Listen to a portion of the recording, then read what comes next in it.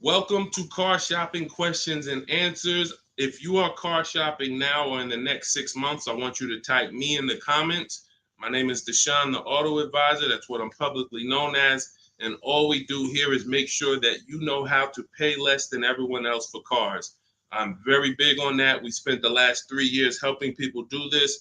And I spent 14 years in the car business before I started this. So I want you to start typing your questions. It's very important that when you're on this broadcast, you are locked in.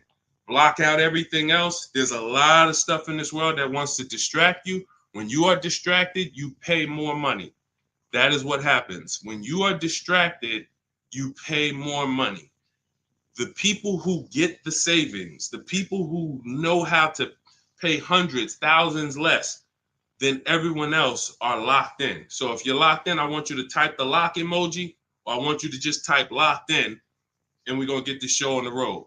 This entire broadcast is brought to you and sponsored by my new digital book. It's called Cars from Home, 7 Steps to Saving Time, Money, and Avoiding Dealerships. You can get a copy in your inbox immediately for 75% off for the next 30 minutes. When you visit the site, in my TikTok bio or in my Instagram bio, you'll see a button to activate the 75% off. You won't pay the $97.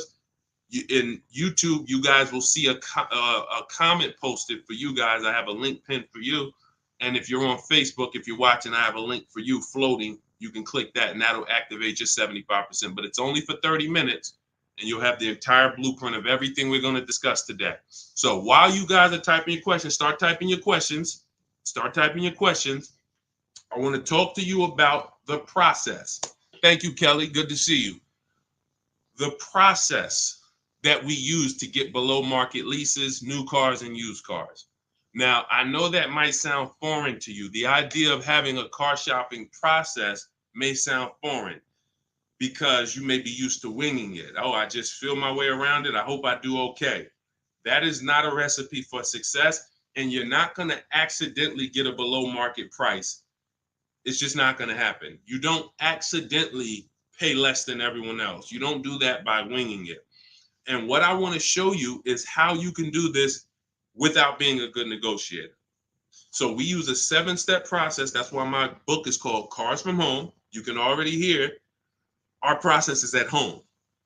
Who likes being at home? Hit the like button if you would rather spend time shopping at home than in a dealership. Hit the like button. Our process is called Cars from Home for a reason. All of your leverage, all of your control is from home. There is no power in the dealership. That's why the only time we're in the dealership is to look at cars, to test drive, and to go home. That is what we are there for. To look at cars, test drive, go home. We are never there to buy or negotiate because you have no leverage in the car dealership. So all of you, if you're like Deshone, I'm glad. Like, I hate being in car dealerships. You're going to love what we talk about over the next hour if you lock in. If you lock in. Again, if you're locked in, I want you to type the lock emoji, or I want you to type locked in, because I only want to talk to the people. I'm only talking to you. There's tons of people that's going to come through this broadcast. They know they're buying cars this week, this month, next month. They just going to wing their way through it, and they can't lock in. And I pray that we can get them to lock in so that they can see. Because listen, watch this. What y'all going to see me sharing throughout this whole show is really the people who've been locked in before you guys. Look, people like Adina. She just graduated, got her 2024 Hyundai Elantra. She decided the lease was the best way to go for her. She's paying $365 a month, no money out of pocket. $365 a month. I know people right now. In fact, this reminds me when I was young, when I had my first, I got a Pontiac G6 lease. It was $256 a month. A friend of mine bought a car just like this, a Toyota Corolla. They were paying $500 a month. So you talk about 365, 500 and change. These are major. And now to buy a Toyota Corolla would probably be more like close to the $600 a month to buy a new one. So we're going to talk a lot about our structure here. So let's get into it. Dolan, I see we're getting questions, but let me, as we get the questions, let me, matter of fact, let's go. We'll start with the questions. No, bring it up. Because as quick as people type questions, I'll get to them. So this one's from TikTok. I practice what you preach. lease and get the lowest payment and under warranty, it's great. I'll stay there all day at the dealership until I get my price. See, now that's the only part. I love the first part of what you said. The second part, we don't do. And I'm going to tell you why. You don't know what the bottom is. Every dealership's bottom is different. And what they want you to do is they want you to think, again, if this is your first time on a live with me, I want you to type the number 1. Type the number 1 if this is your first time ever on a live stream with me, with us, first time. You may not be familiar with what we teach here. So let's get this out of the way. I don't spend time in car dealerships, and I teach people not to. I'm going to tell you why. Welcome, Kellyanne. Okay, welcome. You came in giving gifts, and I appreciate you. So check this out. Here's why you never want to be in a car dealership negotiating. You don't know what the bottom is. Every dealership's bottom is different. I know they may have told you every Nissan dealer is the same. It's like the Apple store. So just go to whichever one's closest. That's not true. Every dealership is independently owned and operated. They're an independent franchise and they're competing. That is what dealerships do. So here's the dangerous part. Here's the dangerous part about negotiating with one dealer. So you take somebody who, what do y'all think is a good, let's just say, right? Example. Let's take a car that is $40,000 car. What do you think a good discount would be on that? What do you think a discount where you'd be like, okay, I think that feels right. Let's throw out some numbers. I told you, stay by your keyboard, y'all. Let's go. Let me talk to people that's locked in. You're looking at a $40,000 car. What do you think a good discount is on that? Good discount. Just throw a number out there. Some people don't know. 35, okay. $5,000 off. Okay. We'll get to you, Theo. I see you. Okay. $5,000 off. Okay. Let's go. Kelly Jean, you locked in today. I'm okay. $2,000 off. Okay, Atlanta lawyer. Okay. Now watch this. So somebody said 2,000 off. Somebody said 5,000 off. Watch this. Now Tiffany gets a $40,000 vehicle. Look, MSRP was $44,820. She got $6,538, $30 off. Now let me tell you how she guarantees that's the best deal. Multiple offers.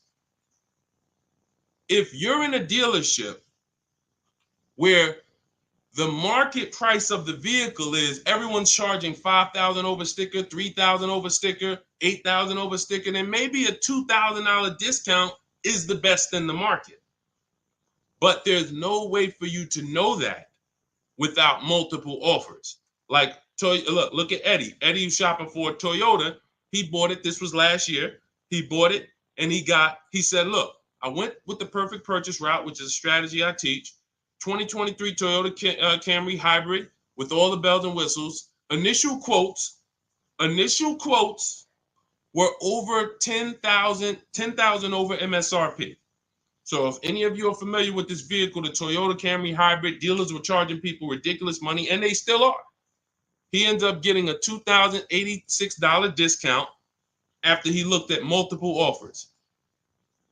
That is the name of the game. You can't, because now let me show you a little bit more of why we must get multiple offers. You can't feel for the bottom. Look at this. When you look at somebody like Kimberly shop, she gets a matter of fact, oh no, we just had somebody I want to share with y'all because she saved more money than anyone else I've ever seen. Did I bring her deal in here? Did I bring her deal in here? Hold on one second. Yes, I did. So this is Milligan. This was last week. It was a couple days ago. She gets a 2024 Mercedes EQE. It has a $79,000 list price. $79,000 list price. Now, if she would have went in there and said, well, I'm just going to negotiate my way in, and I'm just going to, let's say she got $8,000 off, $10,000 off. Who would feel like that was a good deal? You go in, you're looking at a $79,000 Mercedes. You know, does your gut tell you that's a good deal or you want more? 10,000 off. Let's say 15. 15 off. And is that a good deal? Come on, tap in with me, y'all. Talk to me. Talk to me. I want y'all to know, because we don't do. I want y'all to know that I'm conservative with what I'm about to tell you. But I need you to hammer this point into your head that negotiating with a dealer is a losing battle when you're negotiating in there. So all right. So Jimmy said yes. I see you. Kelly said yes. 15 grand sounds like a good discount. I would feel good about that. Milligan paid $56,000. If you're on YouTube and if you're on Instagram, you can see it on the screen. She sent me her paperwork. This is what I do. So this is literally, people send me their deals. People who I work with around the country, whether you have my book, whether you're in my program, people send me their deals all the time. She paid 50. She saved almost $30,000 on this vehicle. Brand new vehicle. So what does that tell you? Had you gone in there and agreed to a $15,000 discount, you would have left thinking you did okay, which is the point I want to make before we wrap this question up. The name of the game with car sales, and I did this for 14 years, is not that you win. It's to make you think you won. The name of the game with car sales is to make you think you won. It is a psychological game that when you're negotiating one-on-one with dealers, it's impossible for you to you can't win. So when you step outside and you start to sit back like we do and shop from home, and you learn how to look at the market the way I teach, the way you're going to learn, the more you tap in here, you will understand that your money and your leverage is at home, putting dealers against each other. Not going into one dealer and saying, okay, how much can you take off? Okay, who got that? Type $ if that point makes sense. You cannot feel for the bottom. You cannot say, oh, okay, that sounds good. 3,000 off. That sounds good. 10,000 off. That sounds good. 20,000 off. You can't say that on any vehicle. Now, sometimes your best discount in the market is 8,000. Sometimes your best discount is, like you saw Tiffany a little while ago, 6,000, 6,500. But the only way you can guarantee that that's the best offer in the market is to be at home looking at 5 to 7 offers. And in my book, I teach a strategy called the 25 to 5, where we connect with 25 dealers online, and it literally takes us 20 minutes. I have all email scripts that you send. There's no talking. We use this for new cars and leases. And literally, you will get 5 quotes. That 25 to 5 get you 5 to 7 written offers so that you can see what the market is. And you're going to be amazed to see that the best offer to the worst offer is so far apart. When you're looking at these 5 to 7 offers, you're going to be like, wow, how could these dealers be so different? Because 80% of them are overpriced. So when someone tells you, hey, Tiffany, that's my best offer. Hey, Taryn, that's my best offer. Barbara, Ken, my best offer. They may not be lying to you. That's their best offer. We need their competition's best offer. And that's how we make sure we guarantee the bottom price. If Milligan would have settled for $15,000 off, she would have left another $13,000 on the table. We can't leave that kind of money on the table. Okay. So yes, I love that you seem to understand about leasing, the person who shared this question. But what I don't love is being in dealerships negotiating. I do not do it. I don't teach to do it. We stay at home and we make people bid for our business. That is the game. Okay. All of this is inside my new digital book, guys. You can see it. It's called Cars from Home: 7 Steps to Saving Time, Money, and Avoiding Dealerships. And you can see, Josh, I have a support email everywhere. You can see it on my screen. Every time I do a live, I have a support email. When you purchase the book, literally on the thank you page, as soon as you pay, as soon as you get your 75% off, it literally says, screenshot this page. And it says, here's my support team's email, just in case you may have typed the email in wrong. And it says, click the link below to open up your book. So you can open it right there on the thank you page, save it to your phone or your computer, and I email you a copy. So DM me. If you don't see the support team email, we share it everywhere. We share it everywhere. I don't want to share it here live publicly, but DM me and we'll share it. We'll share it so you can have it. All right. Hey, Deshone, I drive 31,000 miles a year. Can I still get a lease driving that much? Theo, great question. So let's talk to high mileage drivers. If you drive more than 18,000 miles a year, I want you to type HM for high mileage. Now, here's what's important for you to understand. And what I love about the way you ask this question, Theo, is you're asking to understand. You're not asking with assuming an answer. So check this out. If you drive 18,000, all right, I see you high mileage drivers. If you drive 18, I see you Toussaint. You have to think about something other people don't. This is how vehicles normally lose value. This is what I call the unseen expense. You must understand this. This is what I call car buying 101, depreciation. So the people who don't understand leasing or who tell you not to lease, they don't understand depreciation. They say things like, well, I don't like to lease because I want to drive as much as I want to drive.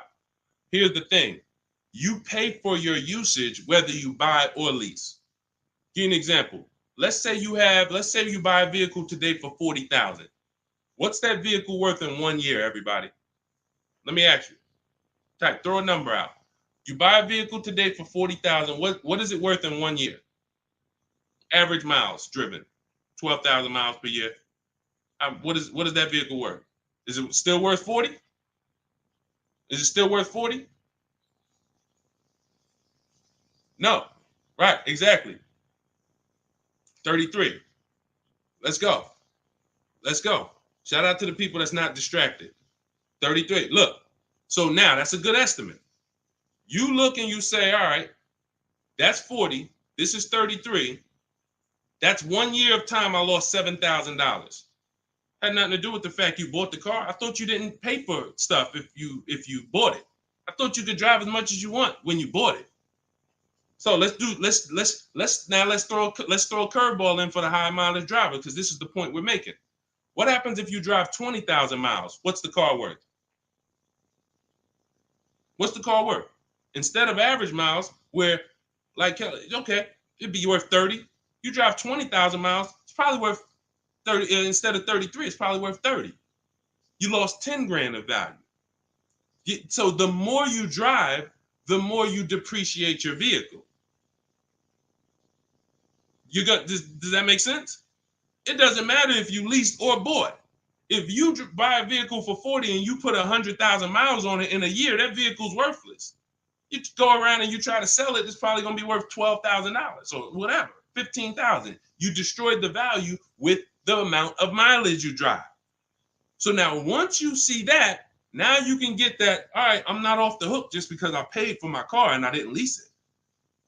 I lose in the form of depreciation depending on how I use this vehicle. So that's the basis for us to discuss leasing versus buying. And when you look at leasing versus buying, here's what we're asking ourselves. This is step one in my book. We don't do anything else until we pass this step. How many years are you keeping the next vehicle? How many years are you keeping your next vehicle? Type into the chat. Those of you who are shopping, I want you to answer this. How many years are you keeping your next vehicle that you're going to be shopping for? 8 or more, or less than 8? This is called the 8-year rule. See, I get a lot of people, and I see a lot of you ask, hey, I'm looking at a Porsche Macan. Should I lease or buy? I'm looking at a Rolls Royce. Should I lease or buy? I'm looking at a Honda Civic. Lease or buy? It's the same answer. How many years are you keeping the vehicle? Because here's what you need to realize. You're going to lose the most value in 5 to 7 years. But after 5 to 7 years, after 7 years, the depreciation cools off and you start losing little value. Who has a vehicle outside they've had for more than 10 years? Type me. You got a vehicle in your driveway right now. You've had it for more than 10 years. I want you to type me in the comments. And we don't get many people nowadays. People are not keeping vehicles that long anymore. Okay, I see. Kelly Jean has one. Tiny Boy, I see you. All right, Naturally Dope. Okay. If you got a vehicle right now in your driveway, you've had it for more than 10 years, type me. Okay, I see you, just be you. All right. All right. These are called long-term. Look, been 18 years next month, naturally dope. Now, here's what's beautiful about them. Their depreciation is like this. What does that mean? Whatever their vehicle is worth today is probably going to be worth the same thing next year. I see you, E. Valentine. That means you beat depreciation. See, there's only two ways to beat it. Long-term ownership like them, or with a below market lease. You cannot buy a vehicle, have it lose value for 5 to 7 years, turn around and replace it and think you won. That's just not the way it works. You bought it for 40, you traded it and it was worth 15, and you thought you won. You lost $35,000 or $25,000 in that time period. Was there a way we could have gotten that car or a similar car and lost less than $25,000 in that time period? This is what we're trying to do when we're beating depreciation.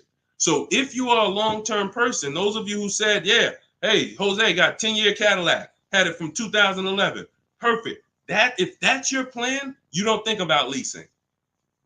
But if your spouse says, I don't want to keep a car that long, I don't see myself keeping a car that long, then they shouldn't be thinking about purchasing because they're going to lose in depreciation. So now when you look at what a lease is you have an opportunity to overpay. There's 3 types of leases: market value, above market value, below market value. If you pay market value or above market value, you lost. You lost. Market value or below market value, you lost. If you're enjoying this on TikTok, can y'all just double tap the screen? Just start tapping the screen. You're going to see the likes run up, and y'all just keep running them up. And what that does is it lets TikTok know we talking business over here, brings more people. If you're enjoying it on Facebook and YouTube, can you hit the share button, tag a friend in here so we can help them protect their money? This is about below market lease deals because you've seen commercials that say, hey, you can lease this vehicle for this, $5,000 down plus tax. Those are above market lease values or market value. When you see lease deals that look like this, and this is why I show you people who came before you. Danielle, $44,000 Audi, 2024, no money down, $550 a month. No money down, $44,000 Audi. You guys know, some of you know, every $5,000 on a loan is about $100 per month. So to buy that $44,000 Audi with no money down, we always shop our deals with no money down. And once you embrace what I'm telling you, you'll be shopping with no money down only. That doesn't mean we don't put money down, but we always shop all our deals, purchases, leases, used cars with no money down. Because when you start putting money down, it confuses you. Unless you're really, really good at math. If you're really great at math, then it won't. But if you're not great at math and you start putting money down, it's going to confuse you because you really don't know the deal you're getting. You only are focused on what is that monthly payment. So that's why we shop with no money down. But to buy this same vehicle with no money down for a $44,000 vehicle, that's a $900 payment on a 5-year loan. That's a $900 payment, $800 payment on a 6-year loan. She's paying $550 below market lease. Look at Kimberly. She saved 20 grand on her Maserati, below market lease, an $86,000 vehicle, $950 a month. $86,000 vehicle, $950 a month. Charles on his Palisade. Some of you have a Palisade. It's $48,000 vehicle. 48, almost $50,000 vehicle. That's $1,000 a month to buy. All day long, 5-year loan. And some of you, if you're like Deshone, well, I got a $50,000 vehicle and it wasn't $1,000. That means you took a long loan. So we don't do that here. We don't take 8-year loans. We just don't do it. It's the same reason we don't take 40-year mortgages. We have boundaries here that tell us this is too expensive for us. So anyone can get you in a car. You could go buy a Bentley. They give you a 190-month loan. You'll be able to afford it. That don't mean it was a good deal. So we cap our loans at 672 months. We will not go longer than that. That is the longest loan we take. So you look at what this would have cost Charles. Hyundai Palisade, $48,000. That's $1,000 a month payment. What is he paying? $597. And you got people like Zafrina who just killed it. Look, $65,000 Jeep Grand Cherokee, $579 a month. That's a 0.88% lease. These are below market leases. So when you're shopping for a below market lease, you are beating depreciation. Had they bought any of these vehicles, the vehicles would have depreciated way more than the small monthly payments they're paying to drive these vehicles. And then we look at Jen. Jen got an 18,000 mile a year lease. She bumped hers up to 18,000. Started out at 512 on her Honda CRV. Bumped it up to 18,000. Look, she went from 12,000 miles per year to 18,000 miles per year. It was literally 40 something dollars more per month, $50 more per month. So some of you see people and you're like, oh, they blame the lease for their mistakes. Oh, I didn't get enough mileage, so I ain't leasing again. The problem was you didn't get the mileage you needed because you let pennies stop you from actually having a good lease experience. Instead, you saw the payment for 12 and they said, well, if you want 15, it's $25 more per month. And you said, all right, well, give me the 12. Now you have a bad lease experience. You have a penalty because you didn't get the mileage you needed. That wasn't a smart thing to do. But blaming the lease is an even worse thing to do.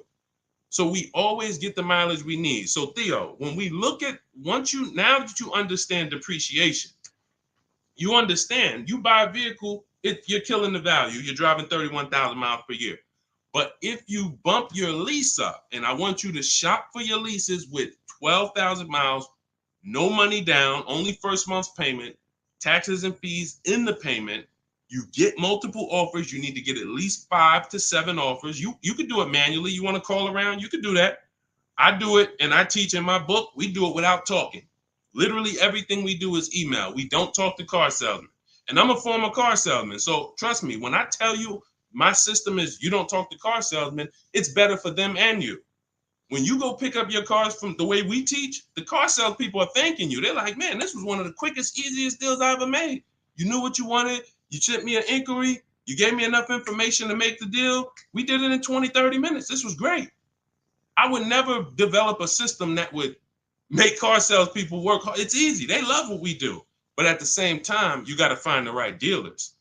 And you got to understand, all right, I have to shop with 12,000 miles per year first, and then let me get my best offers. You know, we teach something called the 1.5% rule. We divide the monthly payment into the MSRP. In my book, I have a calculator that does this for you. So literally, when you get my book, 75% off in my TikTok bio, 30 minutes, Instagram bio, 30 minutes, YouTube comments, Facebook comments, you see the link floating. You got 30 minutes to get the book for 75% off, so you won't pay $97. In there, I have calculated, you put your lease quotes into, and it literally spits out which one is the best, and it spits out counter offers that we email back to them.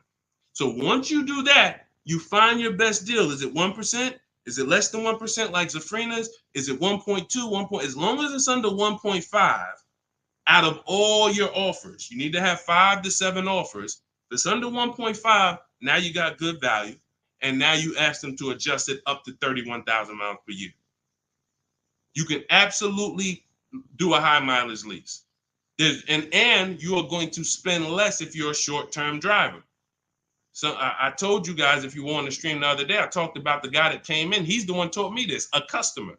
When I worked at Hyundai, I was a manager for a little bit. He came in, he had a high mileage lease on a Hyundai Sonata. I had never seen it.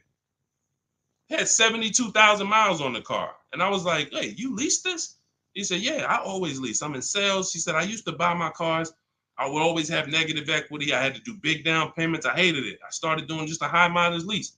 He was only paying like $150 a month more than the normal lease for 25,000 miles a year. So instead of coming in with $10,000 or $12,000 of negative equity because he put so many miles on the car, he pays $150 more, drives as much as he wants to drive, comes back every 3 years, gets a new vehicle. He's not tying up money in these vehicles. Now, for those of you who are going to be long-term, like the people who we just shouted out about 8, 9, 10 minutes ago, that is the deal. You do not lease. You're going to buy, keep that vehicle until the wheels fall off. That's the win. But if you're not keeping your vehicles 8 years, you're overspending by thousands of dollars not leasing. And we prove that over and over and over and over here. I want you to get from being stuck in the middle, either get to the lease side or get to the long-term owner side. Get out of the middle. That's where the depreciation hits are. That's where you lose in resale. That's where you overspend by thousands, and I need you out of there. Okay, that's a great question, Theo. Great question. Go ahead, Dolan. Let's shoot the next one in. Keep typing your questions, y'all. Could y'all keep tapping the screen on TikTok and keep running the likes up? Every time you hear something you like, either hit the like button or the share button. If you're like, man, you know what? Because at the end of the day, look, it's only a couple people that help us move this mission forward. I appreciate it. There's a couple. I love the people who tap in, but I really appreciate the people who share, tell their friends. I see you. Okay? I see you, and I appreciate it. Let's go.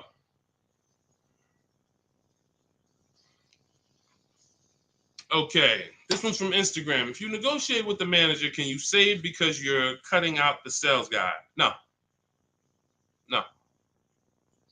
When you negotiate with a manager, I'm just trying. If I didn't have my way of doing it totally online by email, then I would be calling sales managers, and I'd only be dealing with sales managers.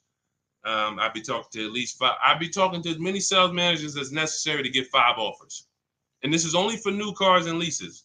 The process for used cars is entirely different. We haven't had a question about that yet, so I'm not going to go into detail with it. But the process for shopping for used cars is totally different because that's based on marketplaces. But when we are talking and we're shopping for new cars and leases, we're only dealing with, I would only deal with managers if I wasn't doing it by email. But yeah, that's not going to help you save. What's going to help you save is getting multiple offers and seeing who's the best offer. Seeing which the first thing we want to decide when we look at a car. I was at the gym today and one of my friends showed me, hey, D, man, I'm looking at this car right here. This Lexus dealer had it on their showroom floor. I said it's 100 of them in the country. See, you fall in love with that one, and you seem to think, that's the only car out here like this, and whatever I can negotiate with them is great, man. 100 of those cars are around the country. 100. Maybe 30 of them are within 100 miles of you. My mission and your mission is to find which dealer is going to sell that car for the lowest price. That's the mission. It's very simple. And it's very simple when you're doing it from home. Very simple. We don't negotiate with one car. They're cookie cutter. I don't care if you're looking at the rarest Bentley. There's still a couple of them in the country. Because the more, when a dealer can make you think that we're the only ones with this car, they can charge you what they want to charge you. And you're going to say things that are going to be like, charge me more. What does that mean? Oh, man, I ain't seen this one before. Okay, ching, cash register. You say stuff. See, I'm a former car salesman, and thank God he's put me here to do good in this world. And he's given me a heart to help people, and I just never had the heart to take advantage of people. I know the business like the back of my hand. I've been a manager at Ray Katina. We had to run our own deals. Most car salespeople have no idea what I'm talking about. Me and my friend, we were just talking about this because the places we worked at, we had a different standard. We had to know the numbers. We ran the program. Ray Katina didn't have finance managers. A car salesman who just runs back and forth, no disrespect, but you don't know what we're talking about here. You say, all right, get the customer, go get the numbers. Get the customers, go get the numbers. You won't get that. But at the end of the day, that is like this. When I tell you that when you start putting dealers against each other, it's the only way for you to prove to yourself what I'm telling you is true. I could show you people all day long. I can show you Jen. I can show you Rosalie. I can show you these people ain't me. These people wasn't in the car business for 14 years. Ansley, look, got his car in 2 days. Look, he said, I started the process Saturday, made the deal Monday. Got him a 2024 QX60 Lux, $58,000 vehicle, $554 a month. At home. At home. He wasn't in the dealership for 12 hours to get this ridiculous price. I can show you this all day long, but until you see that the name of the game is putting dealers against each other, and when you see how much you're going to save, you'll never go back to the old way. You'll never go back to the old way that you were programmed to shop. You weren't taught to shop that way. You were programmed to shop that way. Nobody taught you to shop like that. It just was like, oh, I guess I'm going to go get a car. Let me go into the dealership. No one told you to do that. It's an indoctrination process. So you got to get the mindset first. Biggest thing. That's why that's why there's a couple things that I do to let you know. It's mindset first. Without the mindset, you can't get what we're talking about. Unlearn, relearn. That means you got to unlearn what you were taught. You got to unlearn what you do. If it's not working, unlearn it. You can't relearn it until you dump the old stuff. Cars from home. That's the mindset. That's the mindset. Anytime you're spending more than a couple minutes in the dealership, you got to ask yourself, I'm definitely not doing cars from home. This doesn't feel like cars from home. If you're home more, then you should be feeling like, okay, this is cars from home. And all of this is in my, if you like, guys, you don't want to remember all of this, you just want the step-by-step blueprint, that is my new digital book. It's 5-star rated. You can Google it. It's called Cars from Home, 7 Steps to Saving Time, Money, and Avoiding Dealerships. You can get your copy for 75% off in my TikTok bio, my Instagram bio, the YouTube comments, or the Facebook comments for the next 30 minutes. After 30 minutes, price goes back up to $97. And it is worth every penny at $97.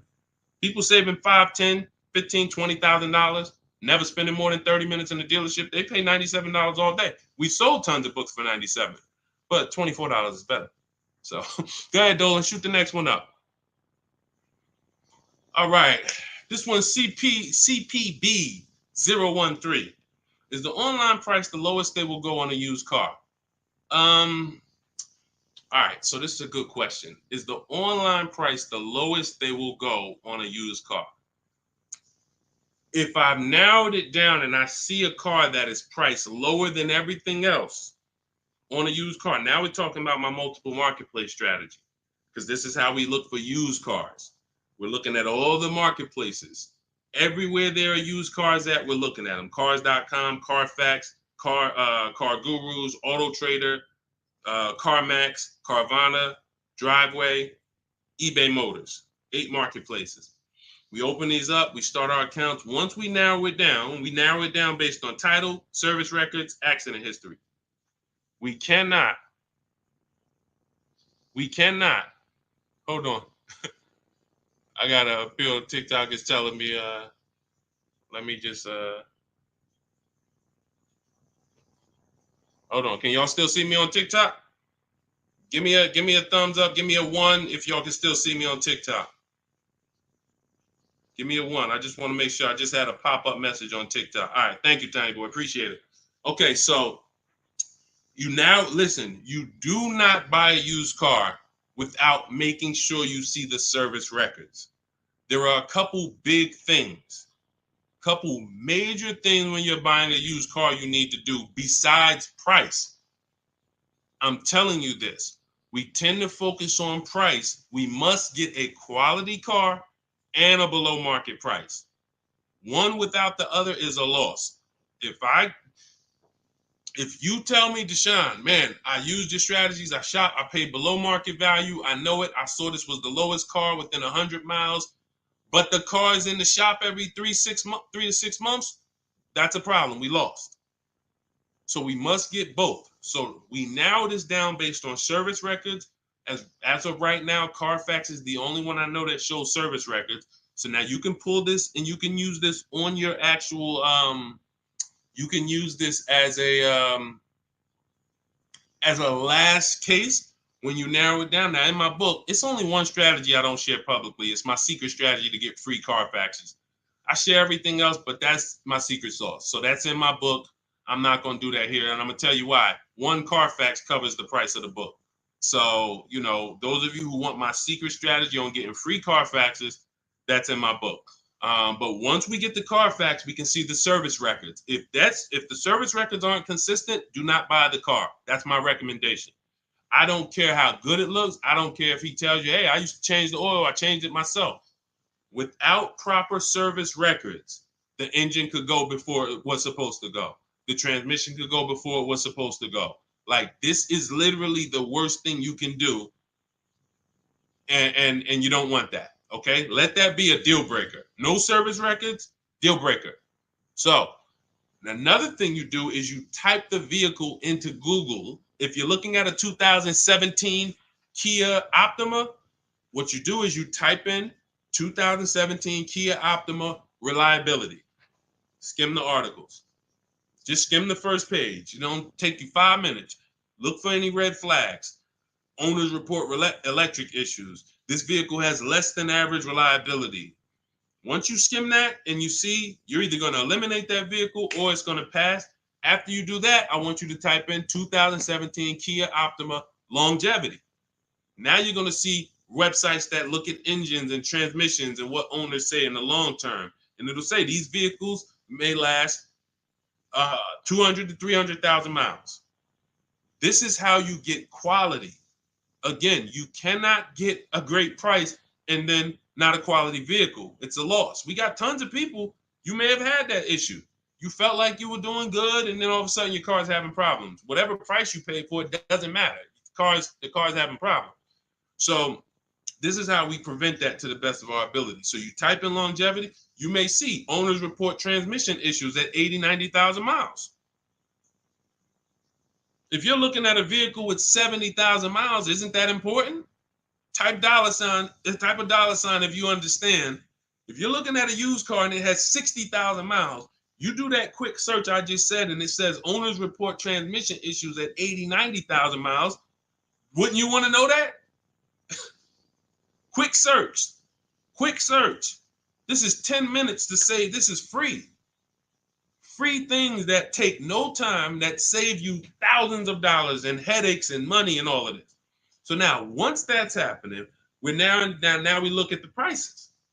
Now we look and say, all right, is this the lowest price on the market? All right. Are they going to charge any fees? This is what we need to know, CPB. Because some people will put a price online. Who's experienced that? Who's had a dealer that they saw a price online, they went in, and then it was a different price? Type me if you've had that happen to you. You saw a price online, you said, okay, price looks good. You go in, all of a sudden it's okay, but this, and then we got this, and then we got this, and next thing you know, you're $8,000 more than the price online. Happens all the time. How do we prevent that? We call before we go. We must verify fees before we go. So when I look at a price online, CPB, you got to understand something. There's two types of dealers. There's dealers who list used cars and they have no intention to sell the car at that price. They're going to bump the price up when you get there, and they hope you don't call. Because if you call, then they know you won't come. And in my book, I teach you how to call. We don't waste our time. We don't let anyone waste our time. While we're in a dealership that's wasting our time, the real best price car is selling to someone else. If you narrow it down to 3 cars and then you go see one and it's like, okay, Dad, you wasted my time. Now you come back and the other 2 that was really the best price, those are gone. Because the best price cars don't last long. So we can't afford to let anyone waste our time.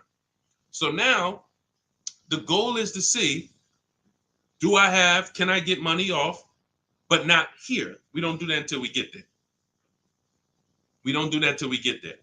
Because a lot of times when we shop for used cars, we're getting notifications of every car that pops up. A lot of times we get cars that no one even knows hit the market yet. Soon as they hit the market, because I teach you how to know the market, you literally know the car there before anyone. You verify fees, you're there, you test drive it, you lock the car up.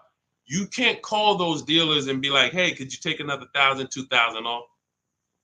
Because they're going to be like, well, we just got the car. We're going to give it some chance. And I'm going to give you another insider secret. Dealers use a tool called vAuto. When we list used cars, we know what every used car is priced at around us. We know what every single used car is priced at all around us.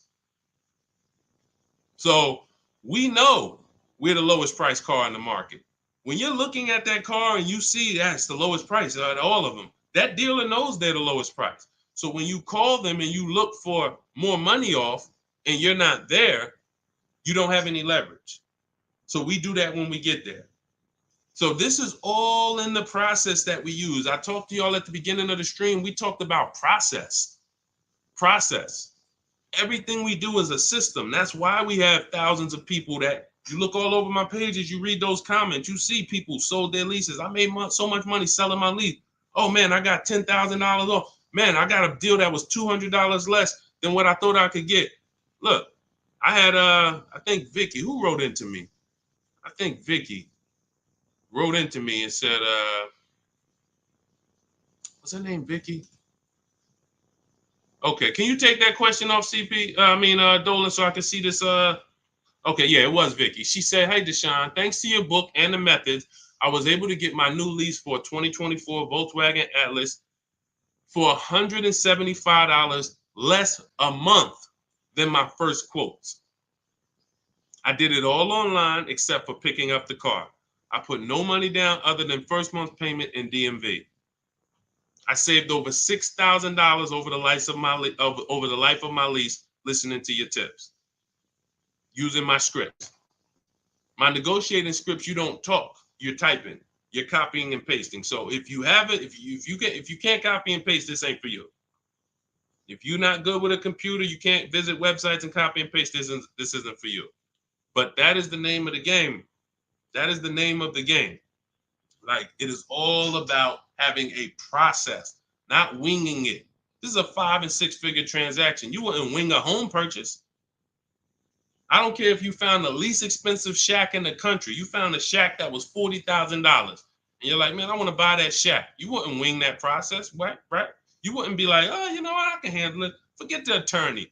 I don't need a realtor. I don't need none of that. I'm just going to go and, no title company. No, there's a process. Doesn't matter. Even the least expensive house. So if you treat car buying here like you treat home buying, if you treat car buying like you're buying a small house instead of a big TV, that's how people treat buying cars. Then people come in, hey, honey, look outside. You bought a car? Hey, I went down. I told you, I told you I was just going to get milk, but I stopped by the dealership. I knew you was out for a couple hours. What happened? Like, how'd you buy a car? Well, I stopped by the dealership. I saw this thing and I just had to make it. You made a $30,000 transaction in minutes.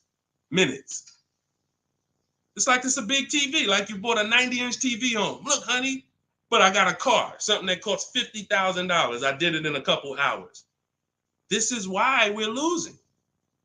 And so part of what I got to do, y'all, I got to tell you the bad news.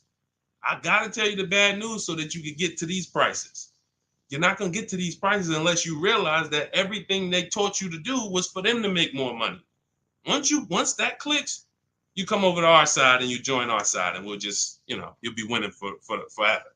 New cars, used cars, leases, high mileage drivers, don't matter. We do it all. All right, go ahead, Dolan.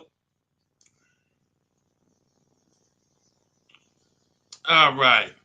I'm in 3/6 years in my finance car. Okay, looks like you're about halfway in, and would do anything to pay less than $660 a month. How do you feel about refinancing? Okay, so there's a right way to refinance and there's a wrong way. Refinancing should be you qualify for a better rate now, but you don't want to stretch the loan out. And I'm going to tell you why. Most of the people who want to loan you money, they want you to take it longer. I make more money lending you $40,000 for 8 years than I do for 3 years. So the longer you take the loan, the more I'm pretty much guaranteed to be all right. If you pay for 2-3 years, a lot of that is going to interest. So by the time you get to halfway through, you still owe a good amount on that vehicle.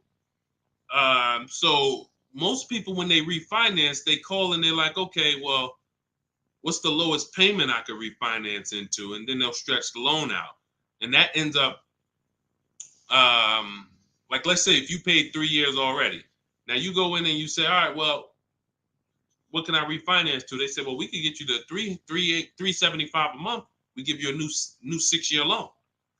And now people be like, oh, well, I like that better. But you already paid for 3. What's 3 plus 6? 9 years. There's no smart person on here that would sign a 9-year loan. But that's the problem. So here's what I would do. All right. Another thing about refinancing, it's for people who want to keep their cars. We said this earlier. The people who are keeping their cars want to actually pay them off and keep them until they, forever. or at least until they know that the depreciation is over. And that's really not even that, because once the depreciation, once you get here, you buy your car here, by the time it gets here, you paid it off. Now you don't want to get rid of it, because now this is where you've reached what I call the reward stage. This is where it's like, man, my car is not really losing that much value. Now let me keep this thing and really get my money out of it. You don't want to flip the car as soon as the depreciation has really settled. You don't. So if you're planning to keep that car and keep it 8, 9, 10 years, then you refinance, and then you say, all right, I'm just going to make sure I got the best loan. But I would recommend you refinance and pay the highest payment you can to pay off the car quicker, not stretching the loan out. It's just you're paying more. It may seem like, okay, yeah, I'm paying less, but you're paying more. You've already paid for 3 years. They stretch you out another 5 years. That's an 8-year loan. You paid on the car for 8 years now. So what I would look at is, if you're not a long-term person, if you're not keeping your cars 8 years, you should be flipping out of that car into a lease. You should literally we have a process we call the equity assessment. Some of you know there's a word we don't use here. It starts with a T. Who knows? Because I know we got some new people on here. If this is your first time, you wouldn't know this. But there's a couple people that tap in with us regularly. They locked in. They becoming below market masters. A lot of them have my book already. So there's a word we don't use. It starts with a T. See if we got anybody on here that know. Thank you, Terry. Trade. Yes. Thank you. Way to go. I love the people who are locked in. I'm always going to listen. I'm always going to give y'all extra attention, because y'all are the ones. It's a lot of distractions out here in this world. A lot of people want you reading news articles and all of that. While you're doing all of that, people charging you more money for everything.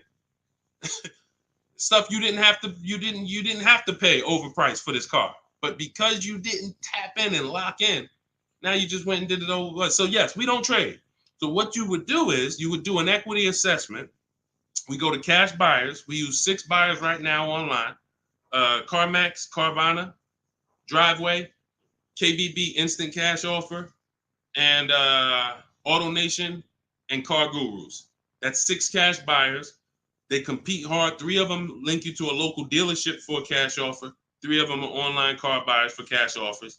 And these are people I've helped hundreds of people sell cars to these people. I've sold my car, my mother's car.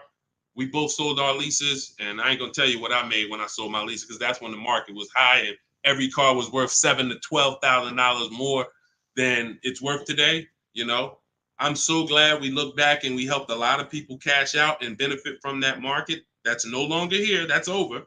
But there was a 3-year run where we were selling leases and making literally 5 figures. It's amazing. But anyway, the point is, you want to do an equity assessment.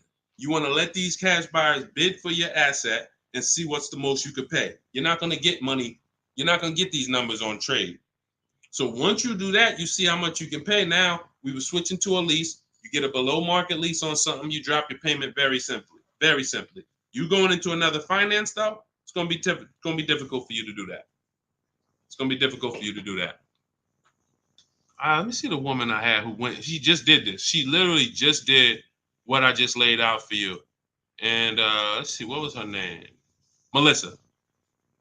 Was it Melissa? Yep.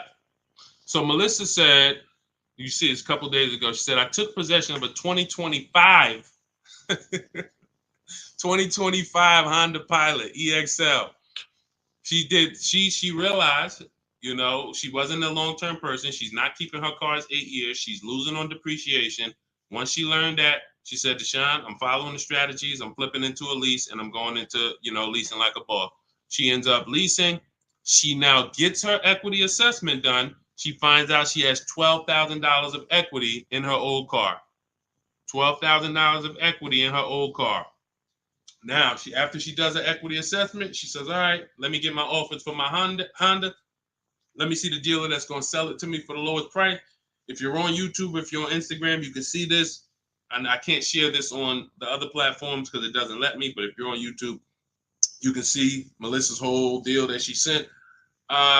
So she ends up She ends up leasing $597 a month. She got a 15,000 mile a year lease. The Honda was, I believe, close to $50,000. Yep, it was close to $50,000.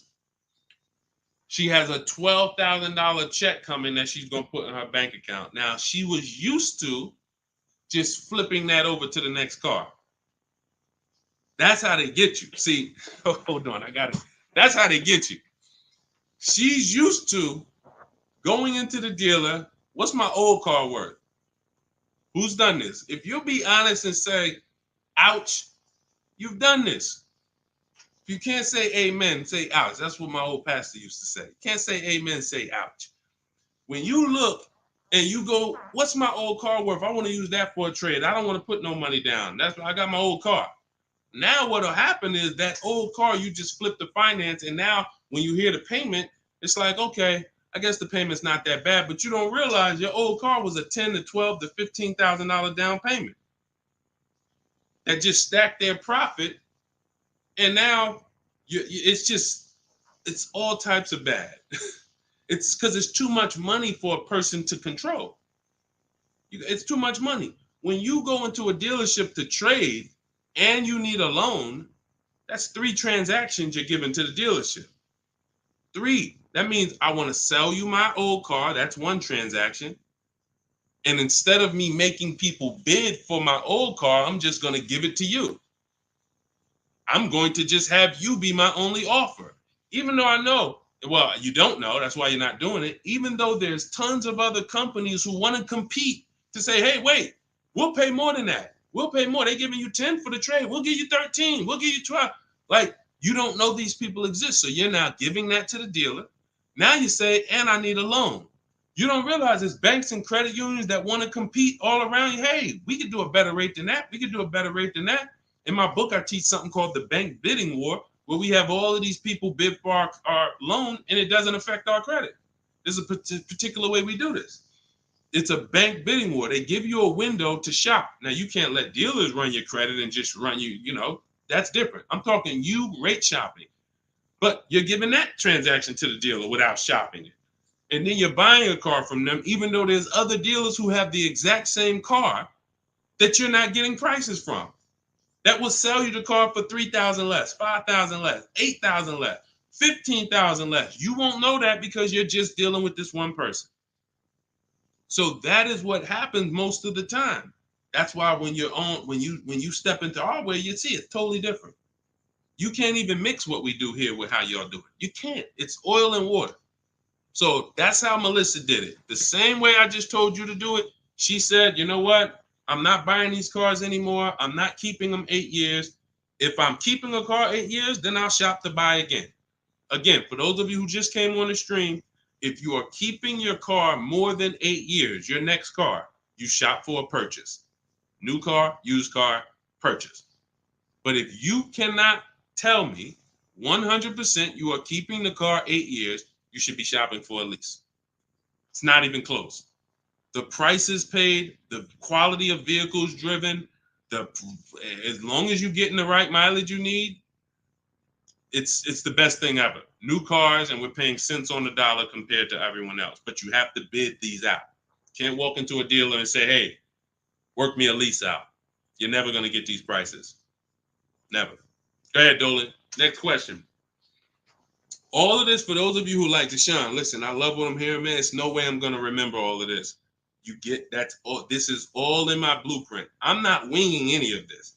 Everything I'm teaching is out of my step-by-step book. It's a digital book. It's called Cars from Home, 7 Steps to Saving Time, Money, and Avoiding Dealerships. You can get your copy for 75% off for the next 30 minutes. Now, if you visited the website already and the timer started, that means once that timer hits 0, it's not, you don't get 75% off. It goes back up to $97.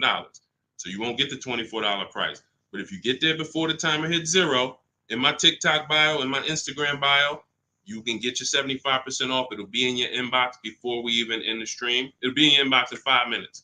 Now, also, we have a link in the YouTube comments pinned for you to activate your 75% off, as well as a link floating on Facebook or in the comments for you to activate your 75% off. But once you get your book, I want you to screenshot the thank you page. One, it says right here, click below to open your book. So you can open the book and save it to your phone or your email right there. But then I also email you a copy. But sometimes you type your email in wrong. We have a great email system. We've delivered over 10,000 books, but we can't send a book to the wrong email. And that's what usually happens. So I want you to screenshot that page so you'll have my support team's email. And depending on where you're watching, you'll see the support email on the screen. But this is only for book delivery. This is not for questions. I don't do questions through email. All right. Jimmy, thanks. Just got the book. Can't wait to read and learn how to get a great deal on my next car. Congratulations. Use it, win. Follow it step by step. Don't change a thing. It's like McDonald's. I promise you. The reason why we have hundreds of people, I've worked with 2,000 people personally, and we probably got thousands of people that I don't even know about. Hundreds that have written me, text, DM me, emailed me. But I know we have thousands of people who've used our strategies to get below market prices and enjoy the car shopping process. Like, enjoy. How about that? How about, yeah, great to pay below market prices. Great to save thousands of dollars. How about enjoying something?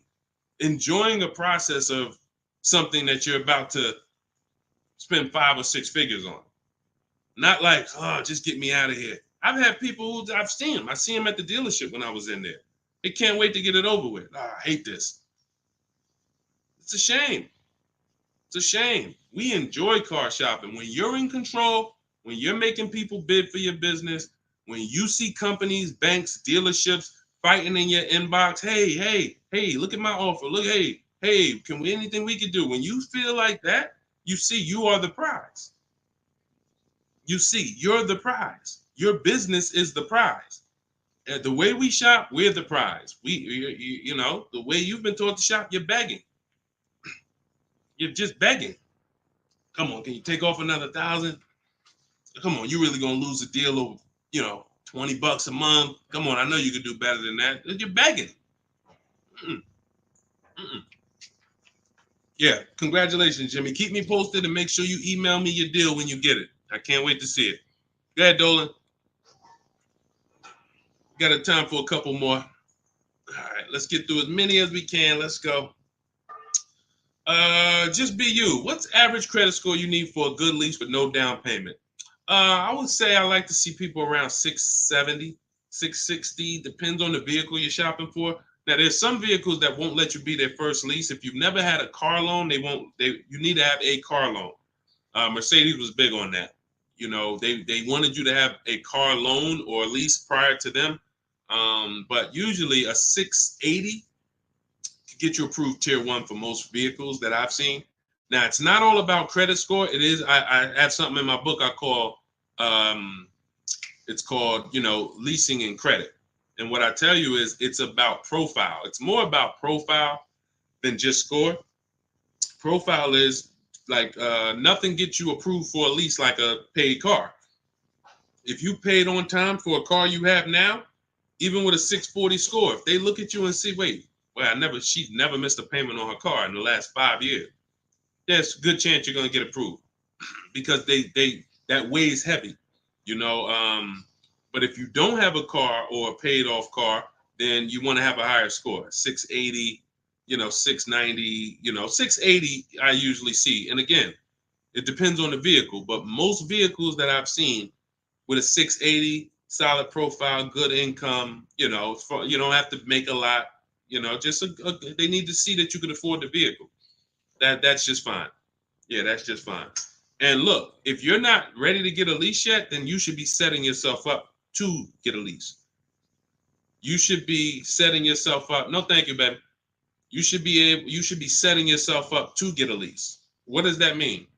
If you don't have the credit to lease right now, the last thing you want to do is go get let me tell you what people do.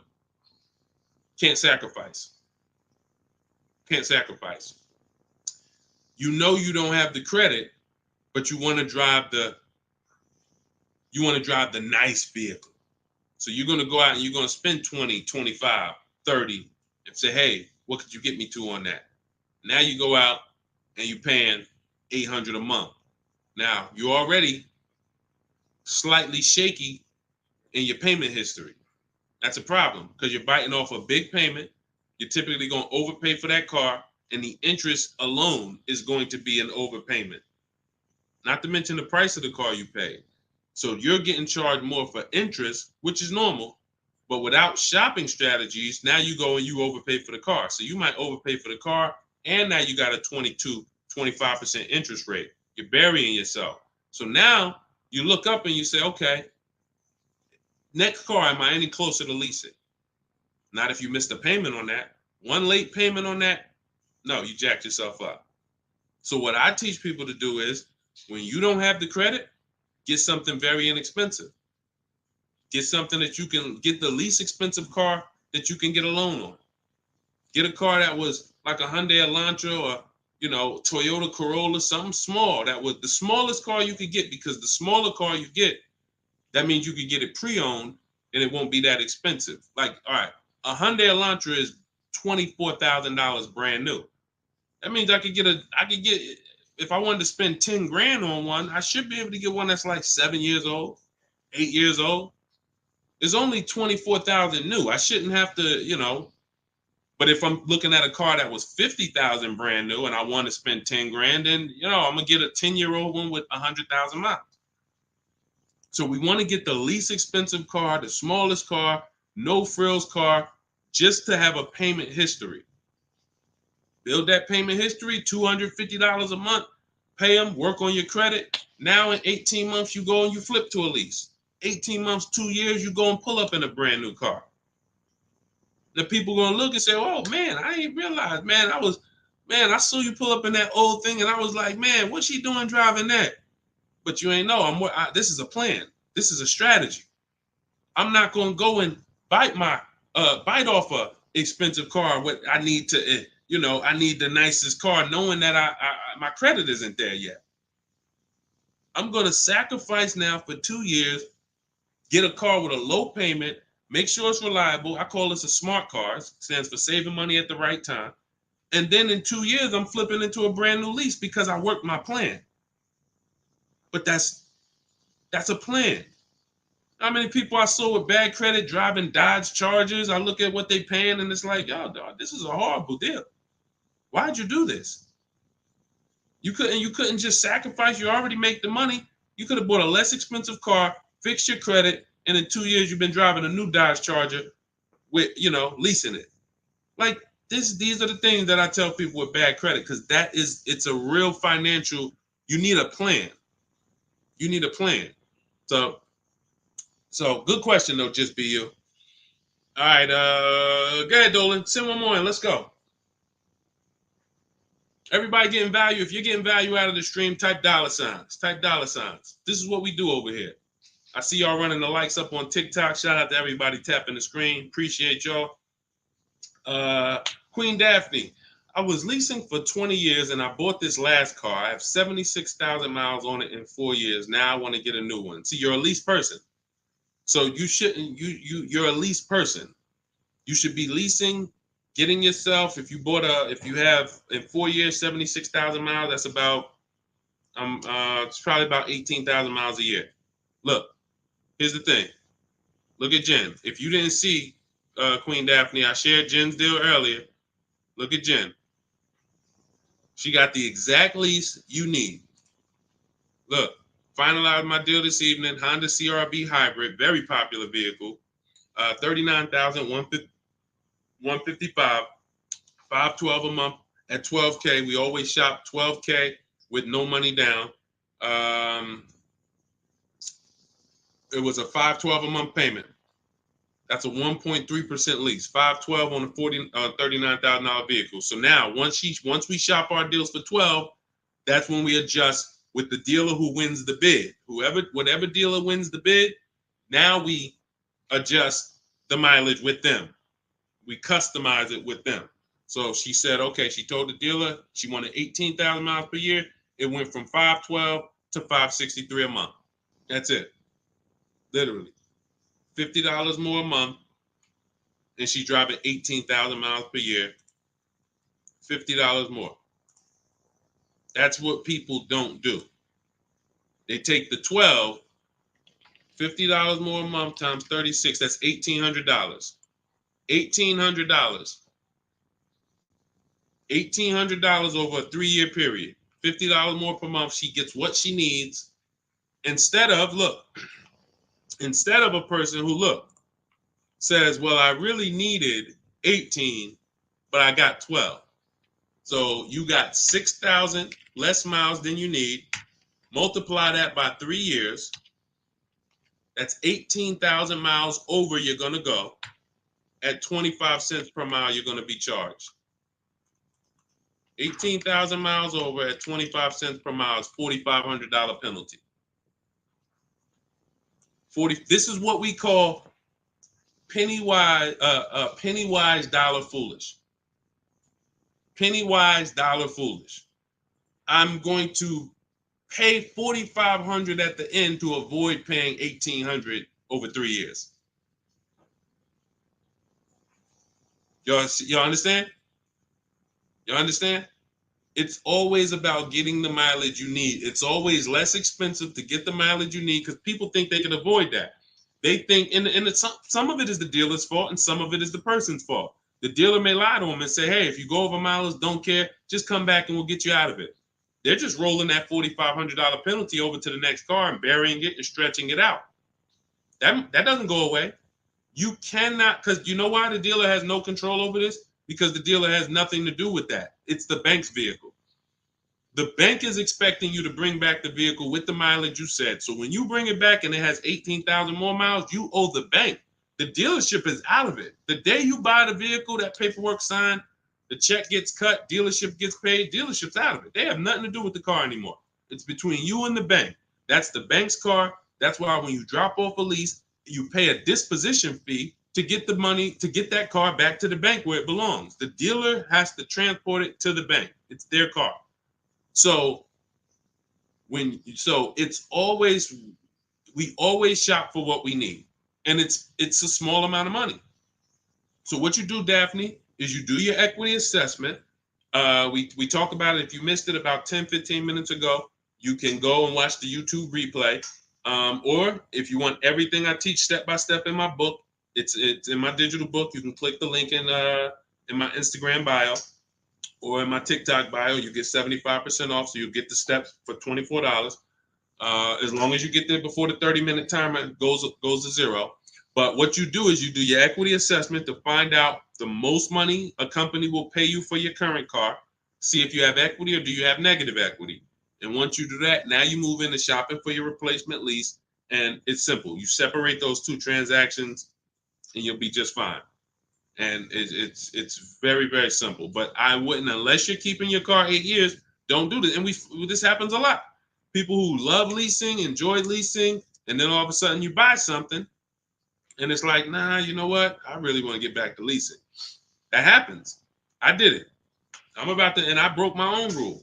And here's the thing. When you break your own rule, you'll see, because I'm about to replace this truck because I thought I was going to keep it 8 years. This is why you have to know. When I bought this pre-owned Infiniti truck, I got a great price on it, saved 42% off the original price. That's another thing we do with used car. We must know what the original price was to know if it's a really good deal. We didn't go into detail on that in the show, but that's a big deal. You cannot, how do you know you're getting a good price on a used car if you don't know what it was originally priced? What equipment it was, what packages it had in it, what was the original list price, and what's the asking price? That's how we calculate discount. I call that the true value discount. That's in my book. So, but when I got it, I got a great deal on it. Now, when I look at the money that I paid over 3 years, once I get this new lease, you're going to see that I could have just gotten the lease. I could have just gotten the lease when you compare a used car, great deal on a used car, to a lease, they're about the same money coming out your house over a 6-year period. If you got one vehicle and you kept it for 6 years versus 2 leases, it's going to be about the same money on 2 pre-owned cars. Now, comparing a new purchase to a below market lease, totally different money. thousands more for the new purchase, thousands more. We've already hit on that throughout the stream. But what I'm going to show y'all when I do this is the amount of money that I put into the car over 3 years, over the almost 2 years I've had it. I could have just leased a brand new car for the same amount. So it's not that I overpaid, but what I could have been driving had my structure been right. And again, that's why the 8-year rule is so important. If you can't guarantee you're keeping the vehicle 8 years, you should not buy it. You should be shopping for a lease. That's the name of the game. It's not even a question. We continue to prove that over and over and over again. So anybody, if you just jumped on, you can watch the YouTube replay. You can see all the lease deals that we shared. Again, the message is get from one side, get out of the middle. Get out of the middle. You either want to be on the shopping for below market lease side, or you're a long-term buyer keeping your cars more than 8 years. Everyone who's buying their cars and trading them in, or buying them, paying them off, and then trading them in, you're losing the most money because you're on this depreciation curve. Again, we're just recapping what we covered in the show so far.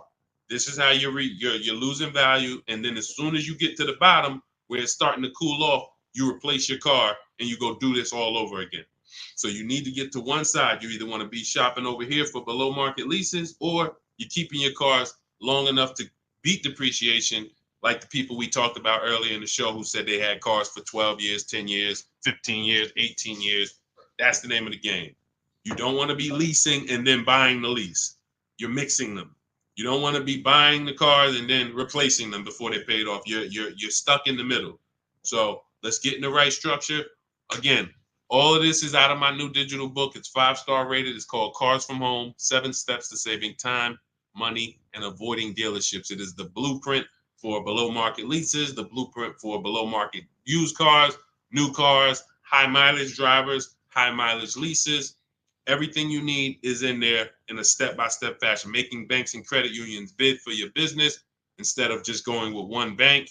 Rates are high. Whenever rates are high, you need to be shopping rates. Even when rates are low, you need to be shopping rates. And you're not, this is all money. 2 points on an interest rate literally could be $2,000-$3,000. That's big money. So we need to know this. All of this is in the book, and you can get your copy for 75% off. It is a digital book. So anything that happens new in the industry, I update it.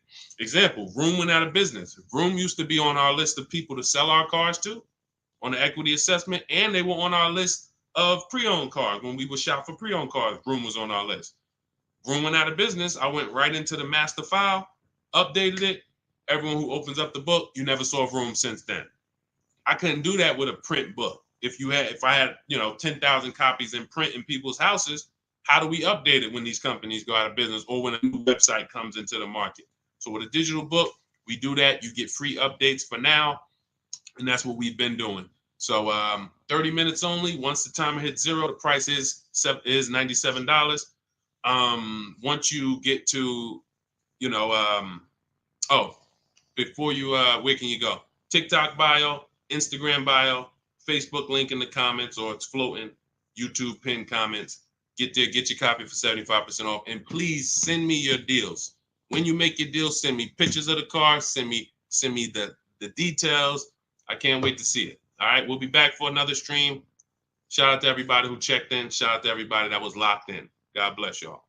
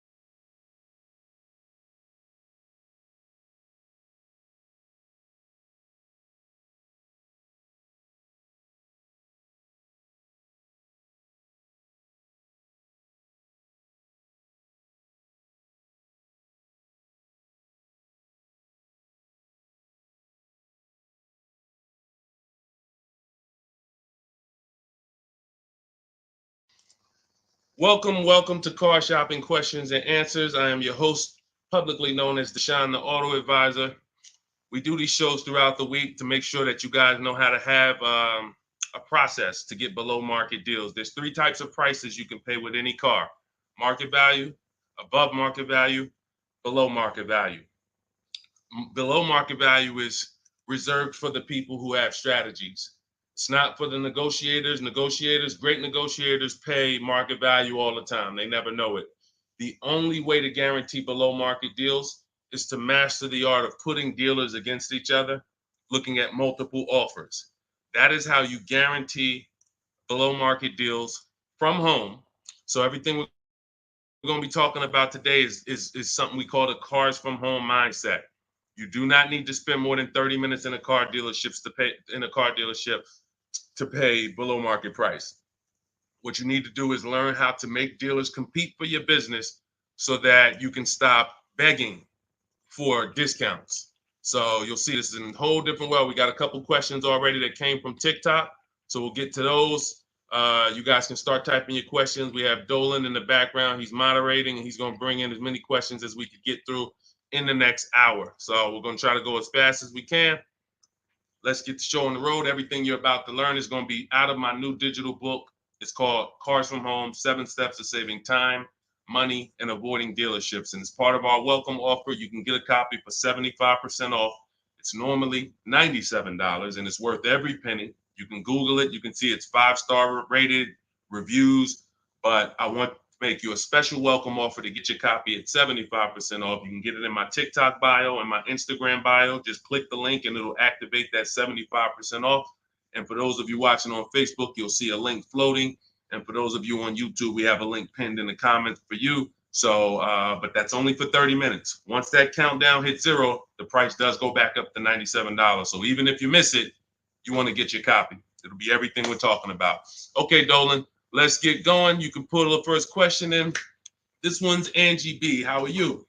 So I just got pre-approved for $30,000 from Nissan. Should I ask about the interest rate and loan? Yes, you should. We don't usually, in fact, we never get pre-approved from a car dealership. Nissan is, I was at the gym earlier and somebody said, hey, I went into my Lexus dealer and, I said, you own a Lexus dealer? He said, well, what do you mean? I said, you said it was your Lexus dealer. You said I went to my Lexus dealer. I said, that dealer is independently owned and it's for profit. It's not for you. These people are not your friends. He said, no, you're right. He said, they are nice though. I said, well, you make more money when you smile while you're taking someone's money. So there's people who make tons of money, they never smile. But if you smile, you'll make even more money. The point is to understand that someone who has an interest in making money on you should never be your only offer. Never. Because you don't know how much they've built in for themselves. So when you get this pre-approval offer, the best thing for you to do is to, all right, there's some smart people on here that know this. They know this particular part. You separate your car purchase from your loan. You can't mix these two things. I want you to start looking at Angie. I want you to start looking at your car purchase separate from your loan. There's something I call the 3 pillars of great car deals. 3 pillars. And if y'all are on break or something, or you should have a pen taking notes, unless you're gonna watch this replay, because we're gonna cover a lot of stuff in the next hour. 3 pillars of great car deals. You must get a great deal in each pillar to actually get a great deal. First pillar, who I buy my car from. Second pillar, who I get my loan from. Third pillar, who I sell my old car to. Those are 3 independent transactions. So when you give a dealer your old car, because you said, I'm going to trade, now you give a dealer your loan. And you also buy a car from that dealer. You've given them 3 transactions. Each of those transactions has big money in it. How do we know each one of those transactions have big money in it? Well, I spent 14 years in the car business, 5 years Mercedes, 5 years General Motors. That's how I know. But how you can know is to look at the fact that there are companies that only want to lend you money to buy cars, and they want to fight for your business. There's banks and credit unions out there. They don't sell cars. They sell money. They sell money. They want to compete. Please give us a chance to earn your business. You're going to start doing that.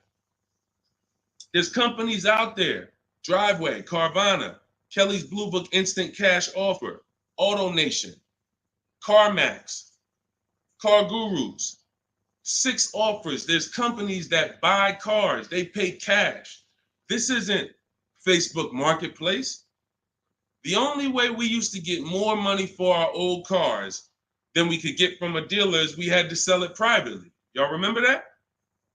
Remember that? If you wanted to make 2,000 or 3,000 extra than the dealer was going to give you, you had to sell your car privately. These 6 companies that I just named are going to pay you more than any dealer is going to pay you to trade. So what you got to understand, academic weapon, and people like you who are asking these questions, you got to understand that there's 3 parts to a car transaction. The ones I just broke down, that's if you have a trade. But now, how do you make sure that you get a great deal in each one of the pillars? It's simple. Bids. It's simple. Bids. All you have to do is embrace that. As long as I get bids, it's impossible for me to overpay.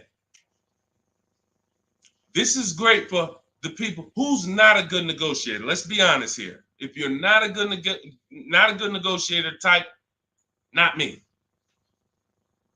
You're just not good at it, or you just don't like it. Just type not me. Or me. It doesn't matter. Just something to tap in. Be honest. I see you, academic. Okay. Anyone who's just not, and here's what I know, because I'm taught this in sales. Only 15% of the population is. Only 15% of the population is comfortable with conflict. Hey, Terry, thanks for being honest. This is how we're going to win, being honest. So when you look and say, well, if I'm not a good negotiator, how do I get below market prices? It comes back to bid. So everything I'm teaching you is based on a bidding system. What you should be doing, Angie, is I'm gonna teach you something I call the bank bidding war. This is in my new book. So when you get your copy of the book, you'll see the entire bank bidding war blueprint. I tell you how to do this step by step. The credit bureaus, dealers don't want you to know this, so pay attention. Everyone hit the share button.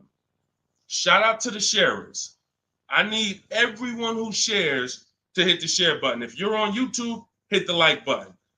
Hit the like button, because we're about to drop something on you that I know you've never heard. Pretty much everything you're going to hear you've never heard. But let's go deep on this bank bidding war.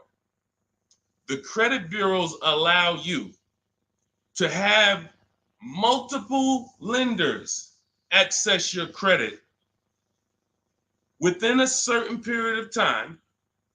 And as long as you let them all access it in that period of time, it's going to have the same effect on your credit score as one hard inquiry.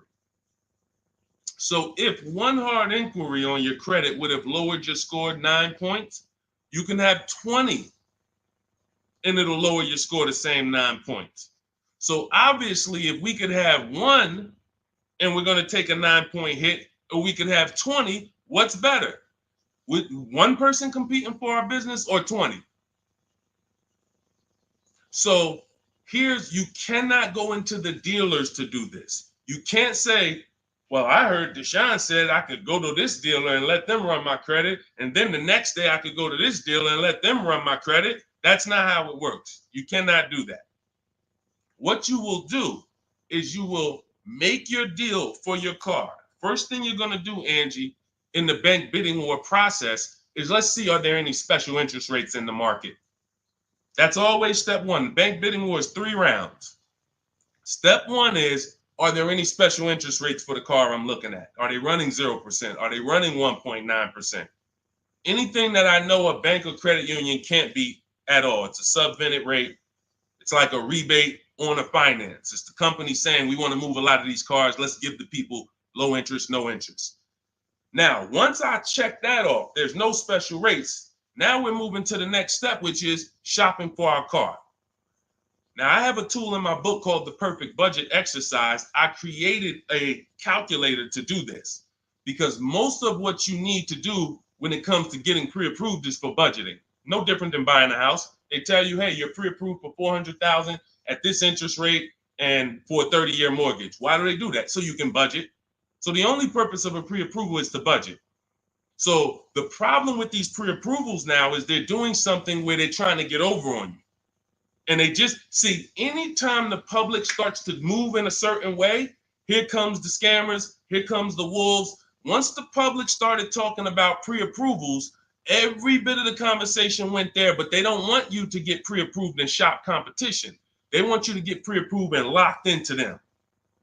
That is what you want to avoid. Anytime you see anyone trying to lock you into them, one dealer, lock me in. Hey, one dealer sent me this letter. Come get this car from us only. Lock me into them. Hey, you're pre-approved from this bank. Lock me into them. That's how you overpay. Because they don't want you shopping competition to find out that that offer from them is not the best offer. I don't care how good it sounds. It's not the best offer until we've seen 2 or 3 and 4 or 5 other offers. Then we realize, oh, that wasn't a good offer. So when they're doing these restricted pre-approvals, where first of all, they want to ding your credit with a hard pull. We don't like that. Second of all, they want to give you, they don't give you a rate, an interest, they give you a term, but there's an expiration date on it. Who's seen that? Who's seen that? Your pre-approval is only good for 30 days. Now, you done already hit my credit with a hard pull. Now I'm out here shopping, and I'm shopping with my back against the wall, and I have pressure not from the dealer that I'm buying from. I got pressure from the bank that wants to loan me money. Hurry up and find a car. If you don't find a car in 30 days, you got to come back and we got to hit your credit again. So what are you going to do when you're out there shopping and looking and you know your pre-approval expires in 2 days? You mess around and take something that you wouldn't have taken if you didn't have that deadline. So this is not what you want to do. This is not what you want to do. Hold on one second. Hold on. And I asked the people before when we did another stream, I said, hey, do you guys want me to do these quick skim over answers so we could get 20 questions answered in an hour, or do y'all want me to go deep on these subjects? And everybody said, go deep on it. We like that. So that's the consensus. We don't do fluff answers here. This is car buying. This isn't, buying a pair of shoes. We go deep on answers. So we stay away from these because those were the games. These are the games these lenders are playing now. They don't want us shopping them. They don't want us shopping their competition. They're making a ton of money on interest, charging 7, 8, 9% interest, 10% interest to people who aren't shopping their competitors. We don't do that. What we're doing is we are going to, once we see that there's no special interest rate, we move into shopping for our vehicle.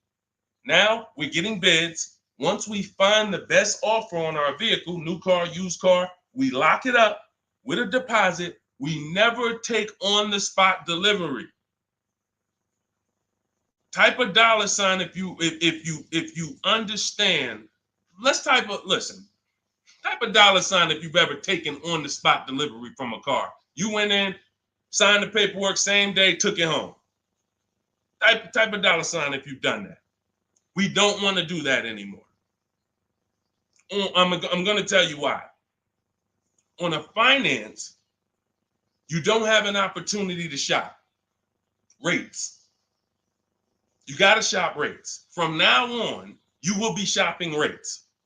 You're going to have 5, 10, 15 lenders compete to see who's going to give me the best rate. Because if I pay 7% on a $30,000 loan, but I could have got 5.29%. That's probably $1,500. That's probably, and we never go back and refinance. We just end up with a higher rate than we could have gotten. We wonder, we hope, hey, dang, I wonder if I got the best rate. This is what's going to eliminate that. So you're going to put the deposit down. Hey, I'll call you tomorrow. I'm going to go shop my lenders. And here's what we do that no one is teaching. We always let the dealer see if they can beat the rate. We do not only strictly go with our lenders. We don't have enough lenders to do that. If we had 20, 30, 40, 50 lenders that we were shopping, we got like, I show you how to reach out to about 5 in my book, but the dealer might have another 12, 13, 15. So we want all of these people competing. That way we guarantee we got the best rate. So what I want you doing, Angie, is I want you to not focus on one dealer's offer, one Nissan offer. No, that means nothing. You want to learn to separate your transactions. We've talked about the 3 pillars. You're going to bid each one out. And the best part about bidding is you can do it all online.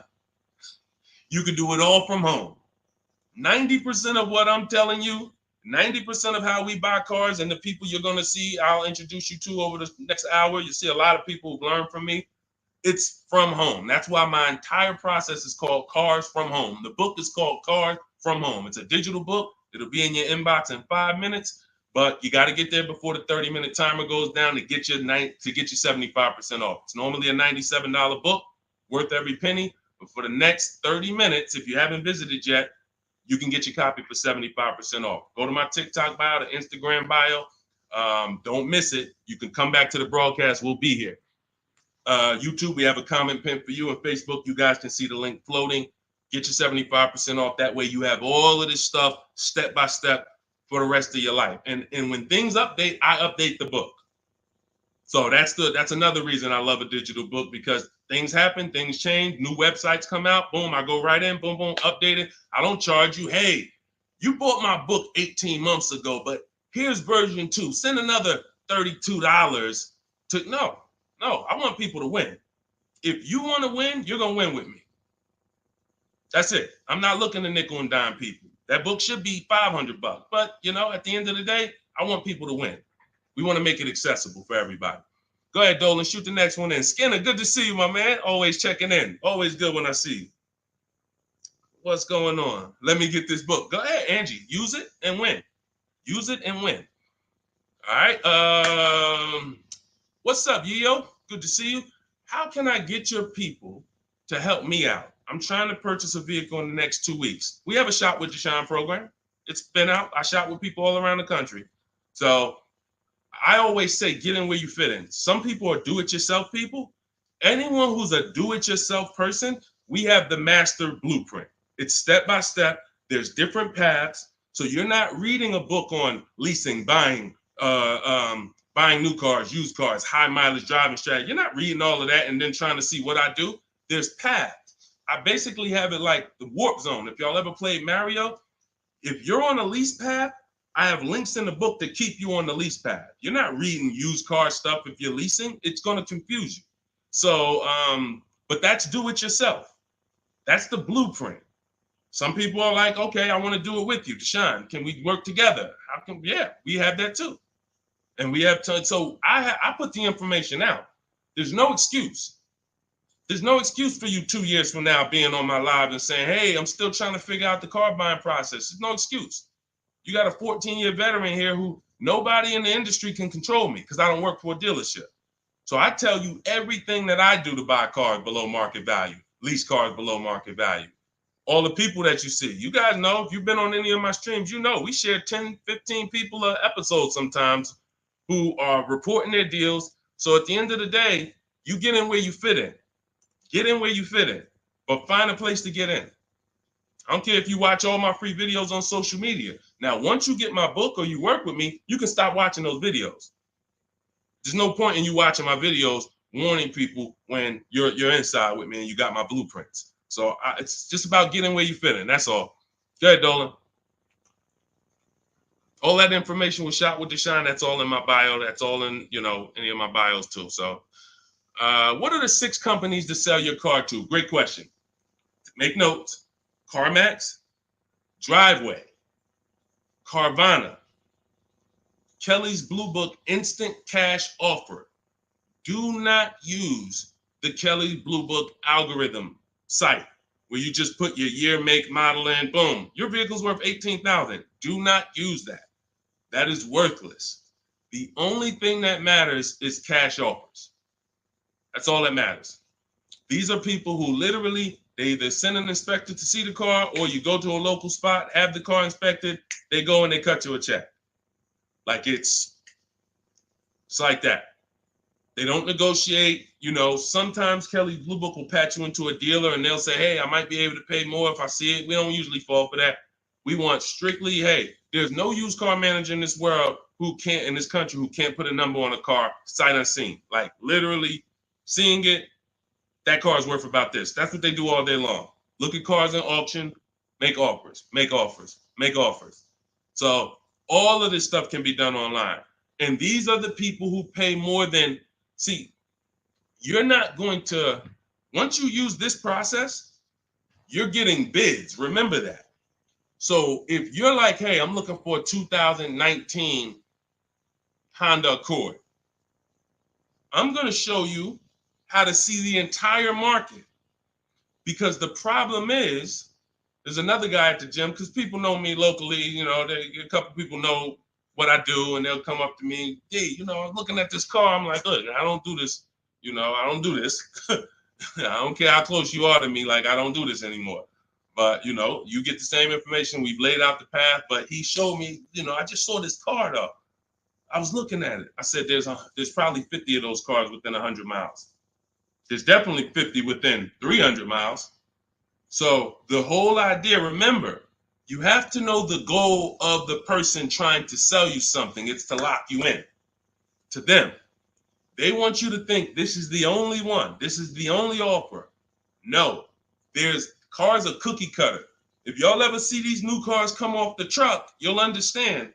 Oh, they sent 4 of those black ones. There's 4. These cars are cookie cutter.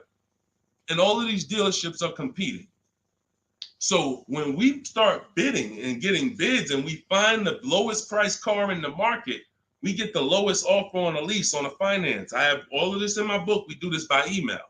With a used car, we go on the marketplaces. We go on, we're all, it's like shopping on Amazon or BestBuy.com or Walmart. We're going to all the marketplaces for used cars, and we're just screening it down.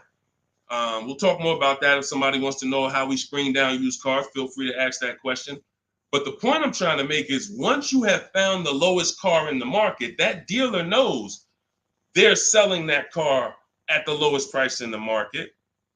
So they cannot turn around and beat all of these other offers that Carvana and CarMax and all of these companies made to buy your car. They'll be out of business. You can't be the highest price.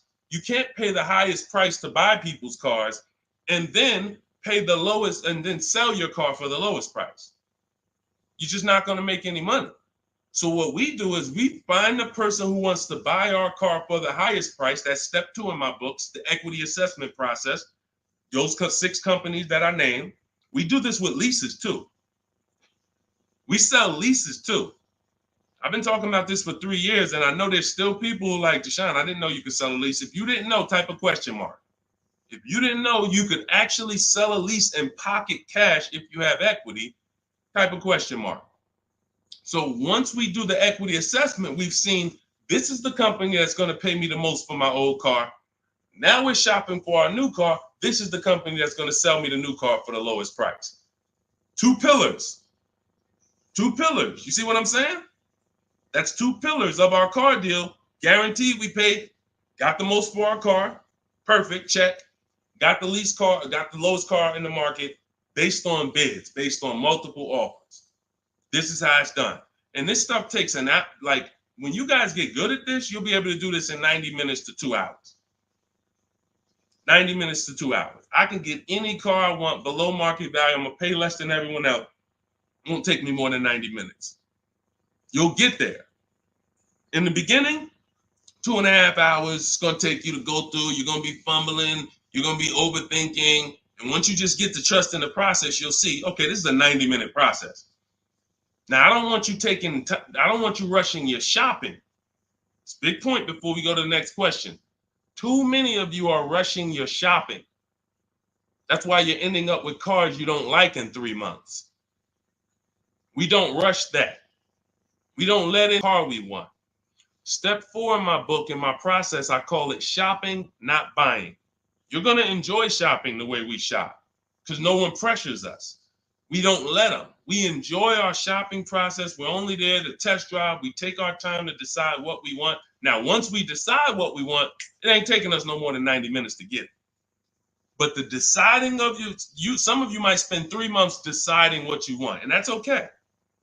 Visiting dealerships, driving multiple cars, perfectly fine. But we don't. The problem is when you turn shopping into buying. That's the problem. You tell your kids, hey, kids, we're going to go out. We're going to look at cars this weekend. Yes, oh, God, Daddy, we're getting a new car. Mom, yes, great. All right, we're going to go look. First, we're going to go to Toyota. Then we're going to go to Honda. Then we're going to see the Chevy. If we had time, we'll test drive a Nissan. And it's going to be a good day. All right, perfect. You come out there, you drive the first car. Next thing you know, Daddy's sitting down, Mommy's sitting down talking to the salesman. That's where this is where you ruined your shopping. You ruined your shopping. What is Daddy doing sitting down? Why are you sitting? Daddy, I thought we was going to Honda next. What happened? 4 cars we were going to drive. Yeah, but they said we got a good deal. It don't take them long. If you let them catch you, it don't take us long to catch you with something. Hey, we have some great deals today.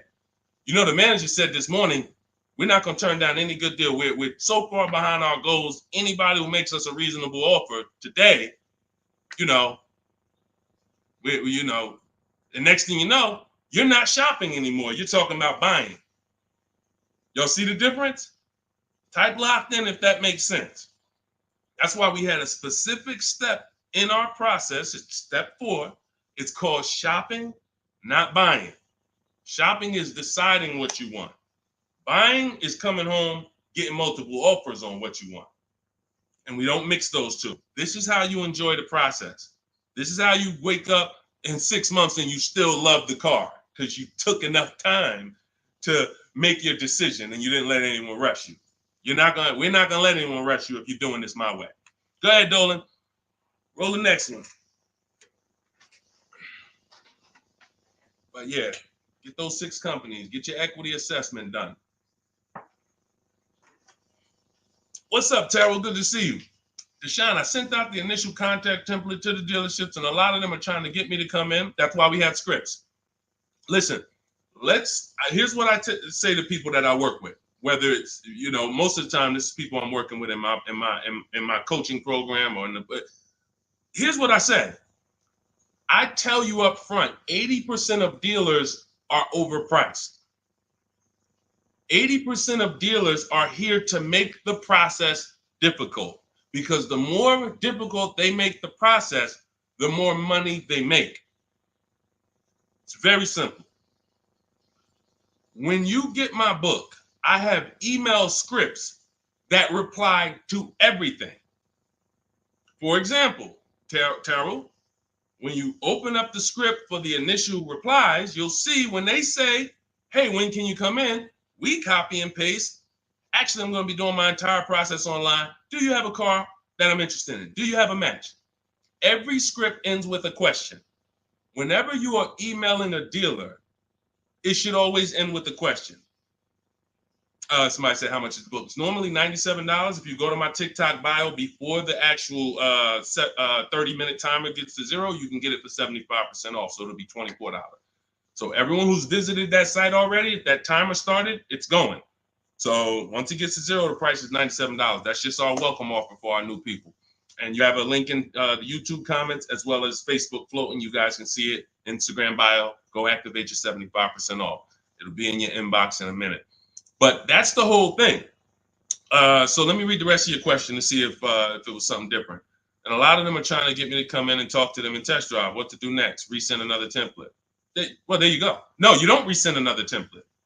We actually use the scripts. See, the reason why I know everything they're going to say is because those are templates too. when you guys get these emails, who gets the emails from dealerships? Hey, Jane, we love your 2016 Kia Sorento. We have a customer looking for that. My used car manager just said he needs that vehicle. Who's gotten that? Who's gotten those emails? Type me. Type me if you gotten it. Hey, I can get you out of good news. We looked at your 2021 Honda, and turns out we can get you in a new one for around the same price. When can you come in, or when can we have a conversation? Right? Thank you, Dion Skinner. Okay, look, how do we know? How do I know you all are getting those? Because we sent them from the dealership. We sent them from the dealership. Listen, if you're not tagging your best friend into this broadcast, you're being a little selfish, because your best friend's out there right now and they need a car and they about to go and overpay. So tag your best friend into this. Hit the share button and share with your best friend. This is what happens. Those are all templates. There's a software we would use, Mastermind, Momentum. What it does is it just searches the whole database and it sends out templates to these people. If we send out 1,000 emails, 100 are going to reply. It's going to lead to this many appointments. Those are all templates. That's not custom stuff. Those letters aren't, oh, they took the time to send me a letter. So it was easy for me to prepare the counter scripts, because I know everything they're going to say. When can you come in?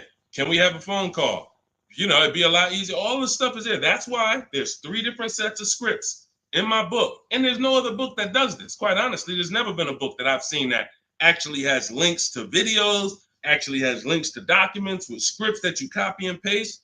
That's why I said, when I tell you the book should be $500, it should be. And then it will be, I'm only going to sell it to the people who really, really value their money.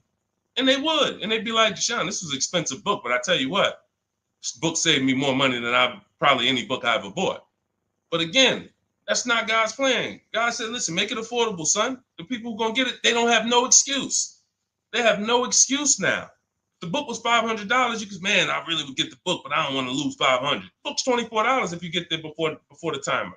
So the point is, Terrell, use the scripts, follow the process, realize it's a new process for you, but everything's accounted for. Everything in the process is accounted for. Just use your scripts. Everything they say, copy and paste, and keep the conversation moving on your terms. And don't try to turn an 80% dealer to a 20% dealer. They're not going to be that. They're doing what they're supposed to do. Let them eliminate themselves. Usually, if a dealer's going to make it hard, there's a reason. God, we use a strategy for leases and new cars called the 25 to 5. We connect with 25 dealers online in 20 minutes. Then we send this initial contact template that Terrell sent. That's going to give us 25 dealers' inventories we're shopping from. So we never have to worry about, hey, you know, I don't really have that car, but maybe I could get it. You're shopping with one dealer, you're shopping from one inventory. Whatever they got, that's all we got. No, we're shopping from 25 dealers' inventory. So now, out of the 25, we're looking to get 5 to 7 quotes, 5 to 7 offers. And you're going to see they're going to be $150 a month to $200 a month apart, minimum. Minimum. That's just how it is. And that's when you prove to yourself, holy crap, I see how different these dealers are. It's not close. It's not like, hey, I got 5 offers. This one was $605. This one was $590. This one was $580. This one was $570. Heck no. This one was $620. This one was $550. This one was $475. This one was $450. That's how far apart they are. The 80% make big money, big, huge commissions. Like, it ain't like, so the 20% are the people who we want to find and do business with. These are the people that compete. They want to beat their competition. We find them and we buy from them. Great question. Thank you, Terrell. Good to see you. Next question, Dolan. Amen. Good question. Good question. And that's very common. Again, very common. It's a new process. All right. I said, that's the same question. Same question, Dolan.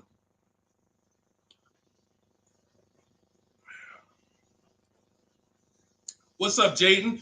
buying my first used car this year. All right, putting $10,000 down with fair credit and a trade in worth $1,000.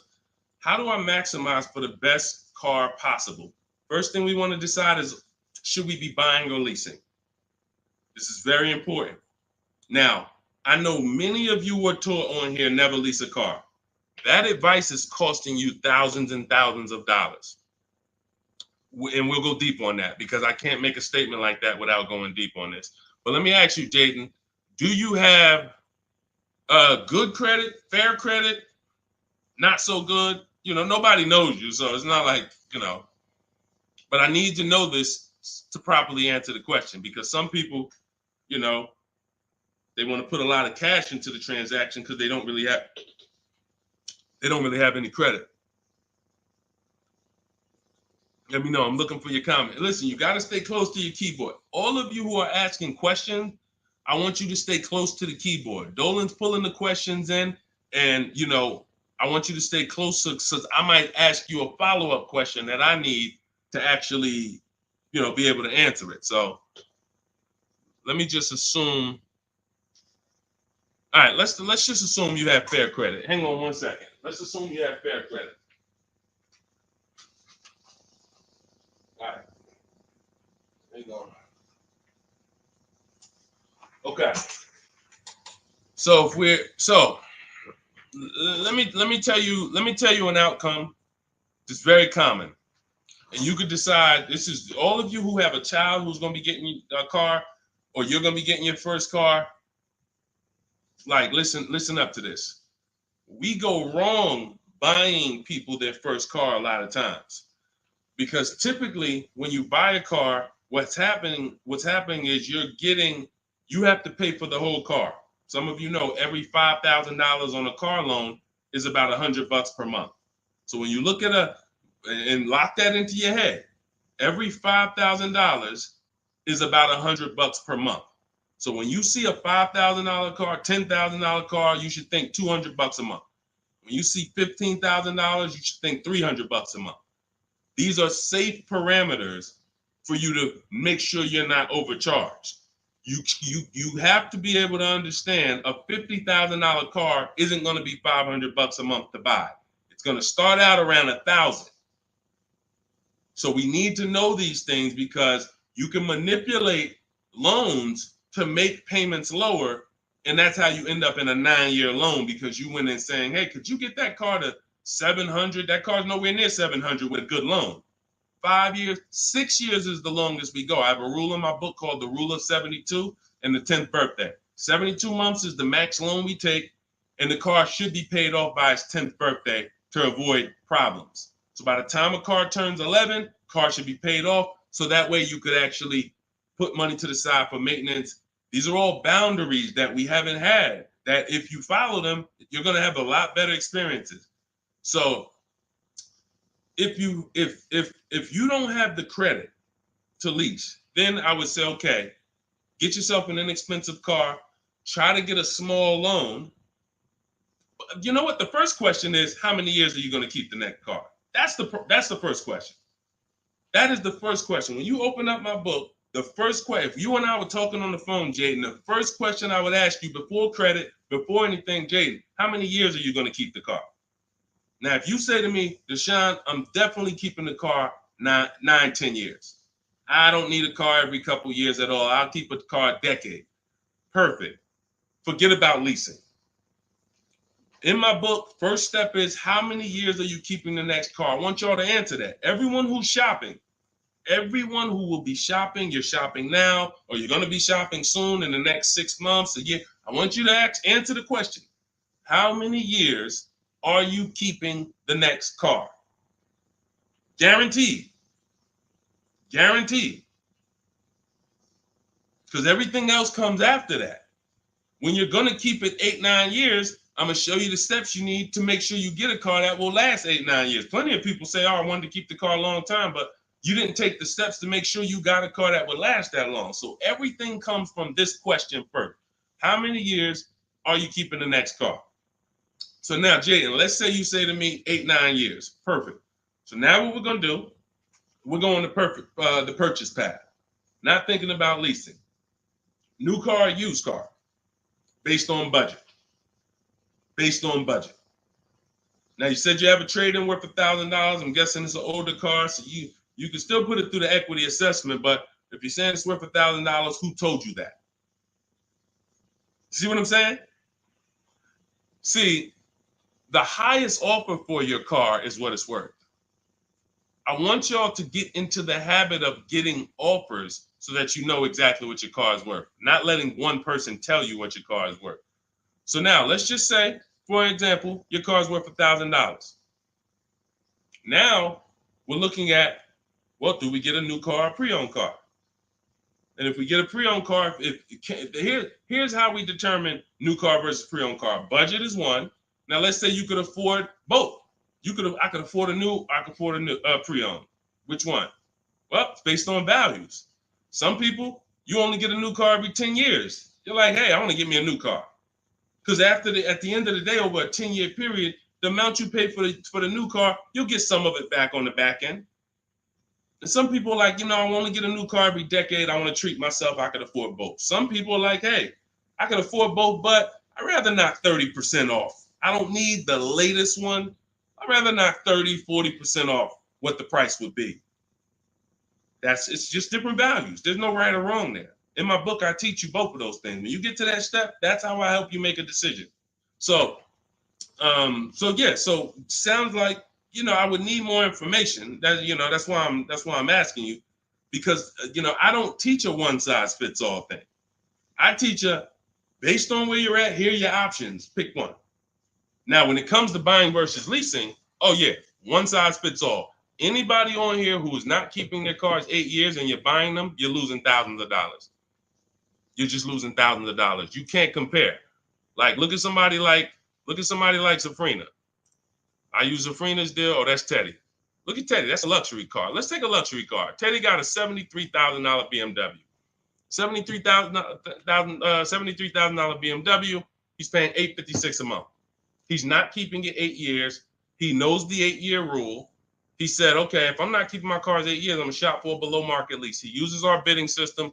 He gets multiple offers. He said the highest offer during the process was $1,123 a month. That was his highest offer. He's paying $856. When I tell y'all, if you don't have a system to reveal the 80% dealers who are overcharging people, you're buying from one of them. You're buying from one of them. They do business. It's not like these guys are going out of business. You're buying from one of them. And you see, but Deshone, they told me this was the best deal that they could, this was their best offer. It was their best offer. It wasn't their competition 20 miles away's best offer.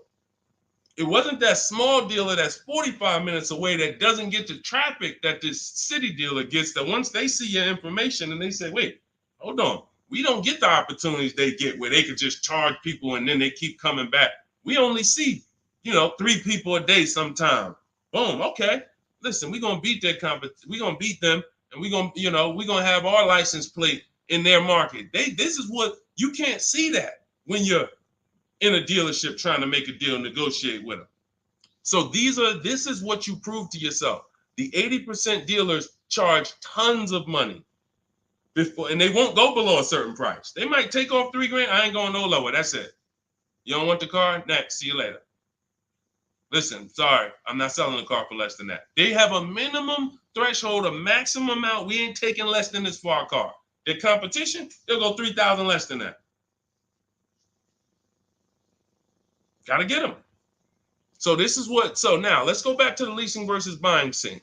When you look at this and you look at Teddy, you can see, can you take that comment down, Dolan? Matter of fact, I got it. Look at Teddy. So $829 a month, he's paying $856. Now, $73,000 vehicle, that vehicle on a 5-year loan, every $5,000 is about $100 a month. That vehicle should cost $1,500 a month. Even if he got a huge discount, let's say he got $15,000 off. Somehow, magically, he got a ridiculous discount. Instead of 73, he pays 60. $1,200 a month, 5 years. $1,200. He's paying $856. No money down.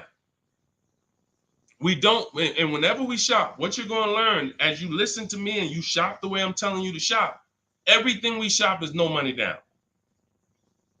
We might put money down later, but we only put money down after we guarantee we got the best deal.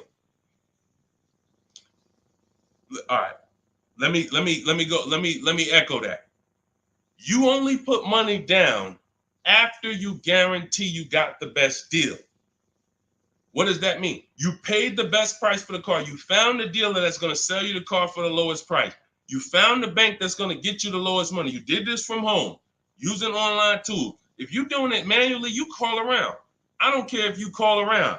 It's harder than my way because, but you want to call around and try to get multiple offers from dealers. The point is, once you find the best offer, now we can put money down if I want to lower my payment. But what dealers try to get you to do, especially the 80% and the people you're used to dealing with, they want you to put money down to get to a payment you'll take the car for. Big difference. Hey, how much is this car? Hey, it's $1,100 a month. Yeah, I can't afford that. How much money can you put down? How much money can you put down? Man, I could probably put down like 15, but can you get me to like 700? Now you're trying to buy your deal. You're not focused on the interest rate. You're not focused on the price of the car. Is he even selling me this car lower than what I could get on the market? You're trying to buy your deal, which is why the 80% dealers, here's what the 80% dealers make tons of money doing, making you think you want. And all I want you to understand is this is simple, easy. That's hard. Once you step in, start doing this like Teddy, once you start doing this like Danielle, look, like Ansley, look, like Jen, all of these people get below market deals from home. Once you start doing it like this, you'll realize this is the easy way. At home, at work, man, I just bought a car. How you buy a car? Yeah, I ain't even see you spending all this time in dealerships. Look at all these offers in my email. Look, this offer, this offer, this offer, this offer. Yeah, this is the one. I just locked it up, saving me $7,000. You'll never go back. You'll never go back to the old way. You have to learn cars from home. All the money is over. All the overspending happens inside dealerships, which is why we never do it. Go ahead, Dolan.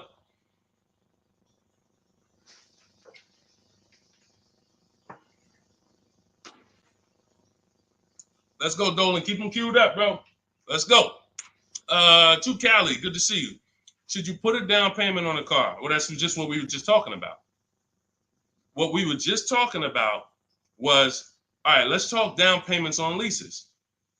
First of all, you got to realize something about a lease. Whenever you put a down payment down, if the vehicle's stolen and they don't find it, or if it's totaled, you don't get the money back. I'm not a fan of putting huge money down on leases, but unless you do one thing, you assess, well, two things technically. There's only two ways to lose your down payment. Car stolen and they don't find it, or it gets totaled. So here's what you ask yourself. How many cars have you had stolen in your life? Some of you are going to be like, man, I 3. I wouldn't be putting down payments on leases. Some of you like, Deshone, I never had a car stolen. Thank God. All right. You can check. You can check. Now, second question. The vehicle you're buying, what's the chances if you get into an accident, it can get totaled? You're buying a huge Jeep. You're buying a huge S-Class Mercedes. You're buying something that's very hard to total. You're good. You're good. You're buying a Honda Civic, putting $5,000 down on it. It's not a good. You're taking big risks. Big risk. So that's how we assess leasing. But here's the thing. This is how we shop for our leases. This is all in my digital book. We shop for our leases with only first month's payment down. That's really no down payment because when you lease, you give them your first payment, then you drive off.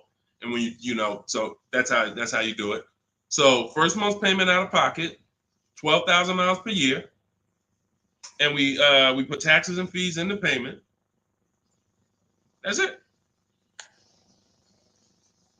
That's it. We get all our offers that way.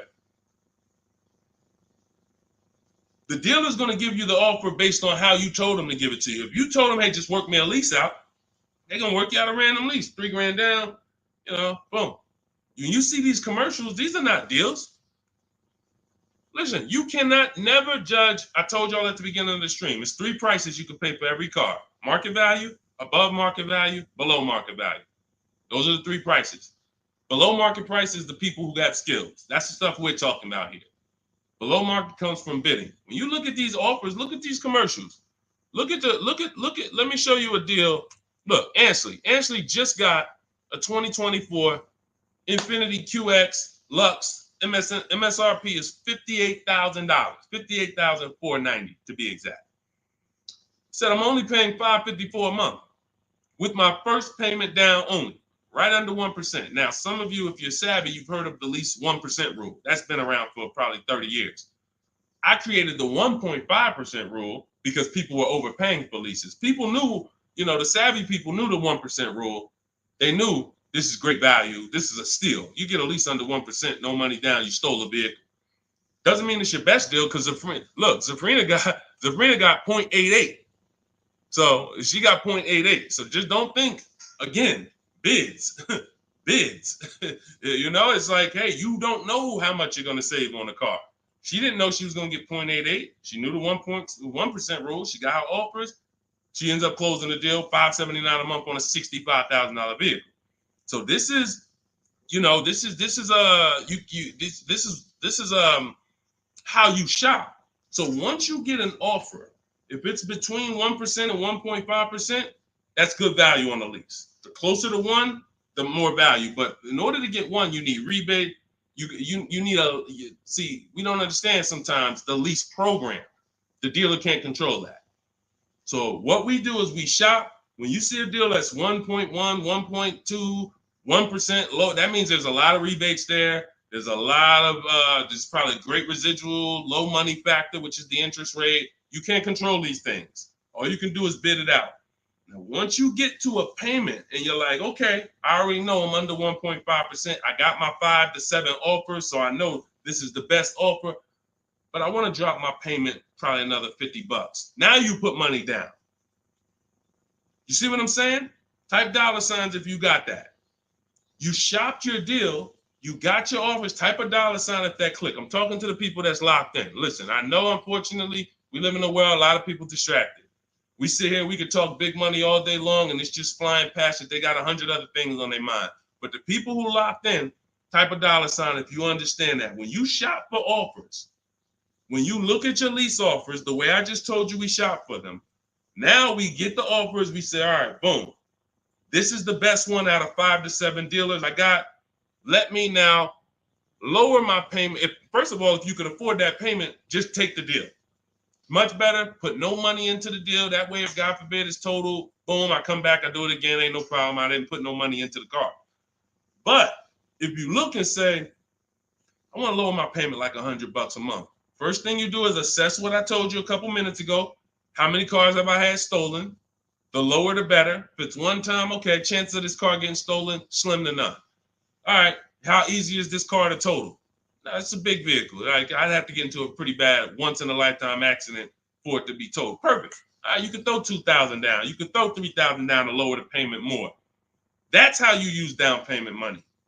You never use down payment money to buy your deal. You must have the deal before you apply the down payment. You must have the lowest interest rate before you get the down payment. You must have the dealer who's selling you that car lower than anyone else before you apply the money down. That's when you know you have a deal and your down payment isn't being taken and used as profit. Anybody else, down payment's being used as profit. It's just padding the deal. Give us more money to work with. How much could you put down? 6? All right, let me go work this out. And they're just around moving money around. They're moving, you're buying a car from them, you're getting your loan from them, and you're giving them $6,000 to work with. They have all this money to work with. That's a dream customer. And if this is you, I don't want you to feel bad. I only want you to feel, because no one told you this until now. I only want you to feel bad if you keep repeating it, because you got no one else to blame. Right now, you have the opportunity to change everything and focus on what I'm teaching you. So no one can do this to you. But the dream customer comes in, got a car to trade, wants to buy a car, needs a loan, How much could you put down? I'd probably put down like 3,000. That's 4 things you just gave them to work with. I got money in your loan I can move around. I got money in your old car that you want to sell to me, trade. All right, I could use that. Got some margin there. Then in the car you want to buy, I got some margin there. Then I got your down payment money that I got margin. I'm just about to let me manipulate a couple things and here. That's what we don't want to do. All right? That's why we separate the transactions. This stream, if you get the 3 pillars of great car deals, separating your transactions, bidding them out, this can never happen to you. None of this stuff could ever happen to you.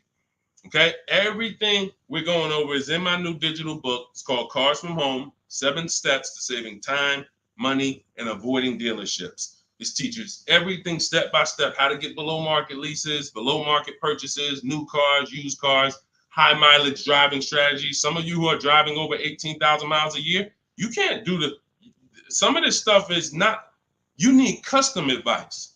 See, again, I don't do one size fits all. You can't be an 18,000, 20,000, 30,000 mile a year driver and think you can actually use the same loan structures and all of that as a normal person. You're depreciating your car faster than them. So all of this is in my blueprint. It's in my new book. Get your copy for 75% off in my TikTok bio, in my Instagram bio, or we have a link in the comments for you on YouTube, and we have a floating link on Facebook for you guys. But if that timer hits 0, it's $97. And if I'm you, if I miss the 75% offer, I'm getting the book, knowing what I know.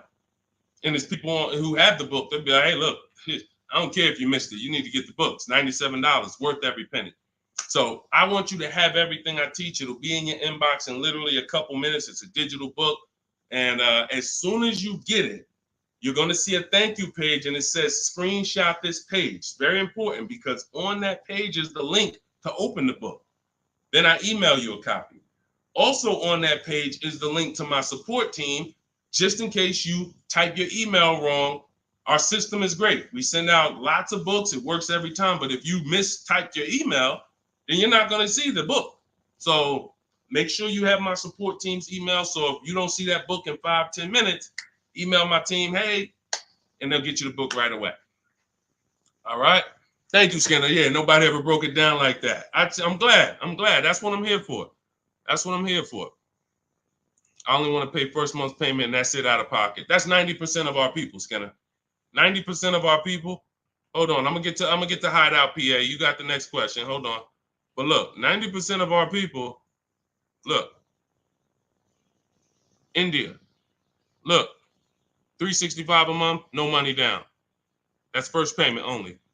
Look, Melissa, look, got her hybrid Honda Pilot 2025, $597 a month. She made $12,000 on her equity assessment, sold her car. So $597, I'm just trying to see an MSRP, almost 50 grand. So it's a 1.2% lease. Look, nothing out of pocket, first month's payment. Look, Ansley. I gotta go get the rest. I didn't hit see more to get his detail. You see, Ansley got 2 cars. He just got another BMW. Hold on. Look. Milligan. Everybody, we pretty much, look, zero signing. Melissa. This is what we do. There's nobody who's better at this than we are.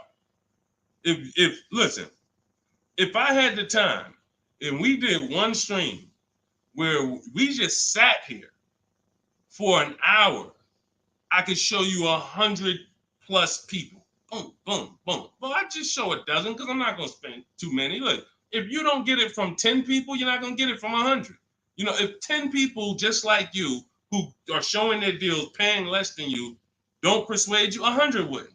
But the point is, everybody shops with no money down.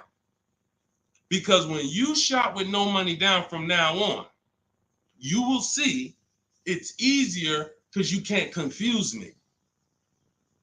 You can't confuse me when I'm shopping with no money down. You got to be great at math, which I love math. So, I mean, I love math. But you have to be great at math to put 3, 4, 5,000 down and be able to see where the money's actually going. So the best thing to do is compare. I could get this car, no money down. I could lease this car, no money down. What's my payment? And then you'll be able to see it. Dealers can't manipulate you. So definitely, that's all we do is no money down shopping. Okay, Dolan, you can put that one up. You can put that question up. I want to get to that. Hideout PA. In a 2-year lease, 2024 Jeep Hybrid, $1,500 down, $499, $10K a month. Good deal. You have nothing to compare it to. You have nothing to compare it to. And this is what I don't like. Listen, I'm not the one who tells people you got a bad deal. The only time I would tell somebody they got a bad deal is if they broke the 1.5% rule. So if you take no money down and you divide your monthly payment into the MSRP, if you were over 1.5%, there's no value in leasing that vehicle. You're paying too much for a car you're giving back in a couple months. So, hold on. Sorry. Yeah. So, sorry. So, but when I look at your deal, the reason why I hate this is because you've already gotten the car and you're driving around and you don't even know you got a good deal. You're wondering if you got a good deal. That's very disempowering. It's a very disempowering position to be in. But had you gotten 4 other offers, you wouldn't have to ask me that. And what I want you to do is change that, because frankly, I would bet $1,000 that if I said to you, you think I can find that car for less than what you paid?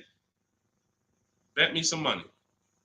Would you bet me $1,000 that I can't find that exact same car you got for a lot less money? Would you take the bet? You'd probably be like, nah, I don't want to take that bet. I don't want that for you. I don't want that for you. I don't want that for any of you. Driving cars, and if God forbid you see Deshone the Auto Advisor one day and you're like, and I'm like, hey, yeah, you just got the car? Okay, great. If you don't feel like, hey, listen, I got 5 offers from these dealerships, and the one I picked, they were so much less than everyone else. See, I know you use what we're talking about.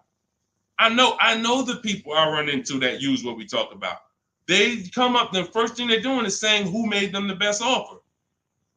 They're saying, hey, the dealer couldn't beat the rate I got from the credit union. I know you're using what we teach. They're like, yo, I had to go 150 miles to pick it up in the next state because they made me the best offer. I know you're using what we teach. That's when I know. When you come in and ask, hey, what you think about this deal? We have nothing to compare it to. So we look at something like, let's just take an average deal. Let's take an average deal. Let's take a big money savings. Let's always use Sean for an example. Because what you're trying to do when you're not getting bids the old way is you're actually feeling for the bottom and you're hoping. I hope this price that I paid was the bottom. Shout out to the people running the likes up on TikTok.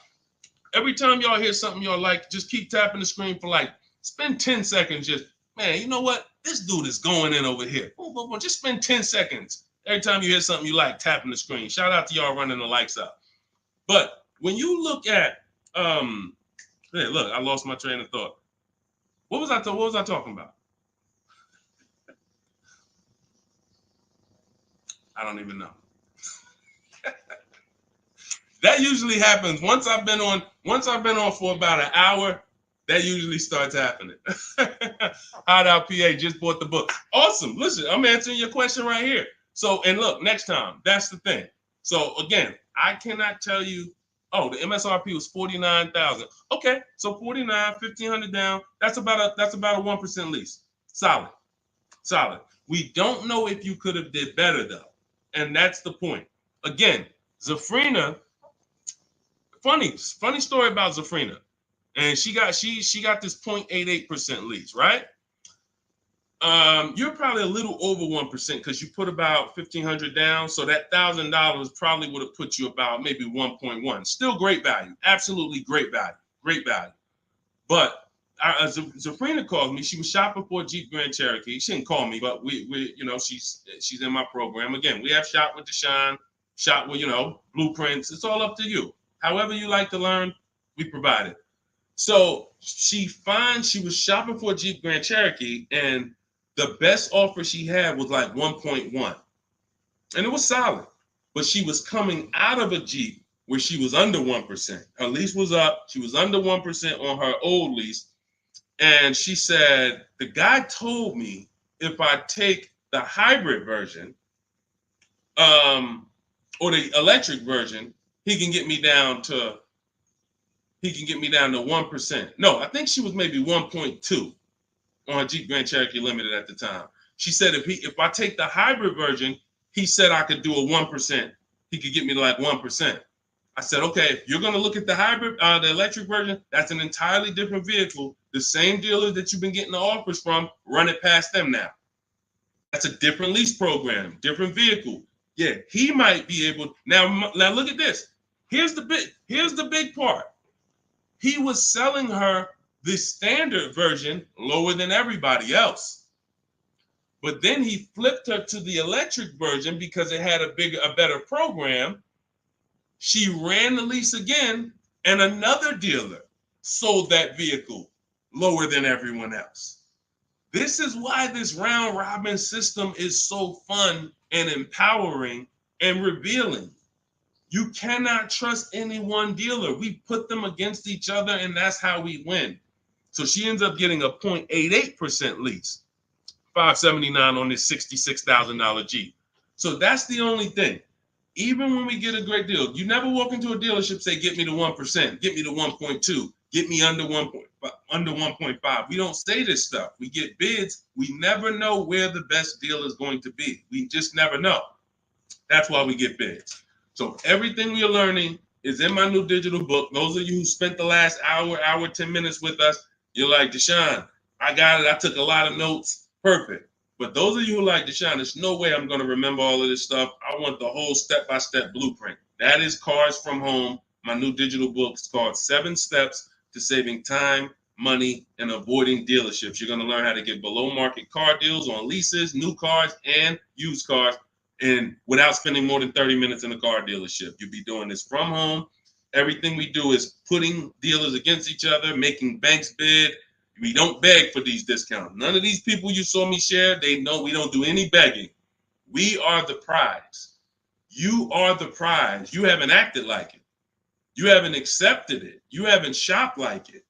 You're begging. Hey, come on, can you take off another $50? Come on, $25 a month. You're going to lose a deal over this. This is begging. You're begging someone to give them a $50,000 transaction. We don't do that. We're at home, empowered. Everything we do is in there.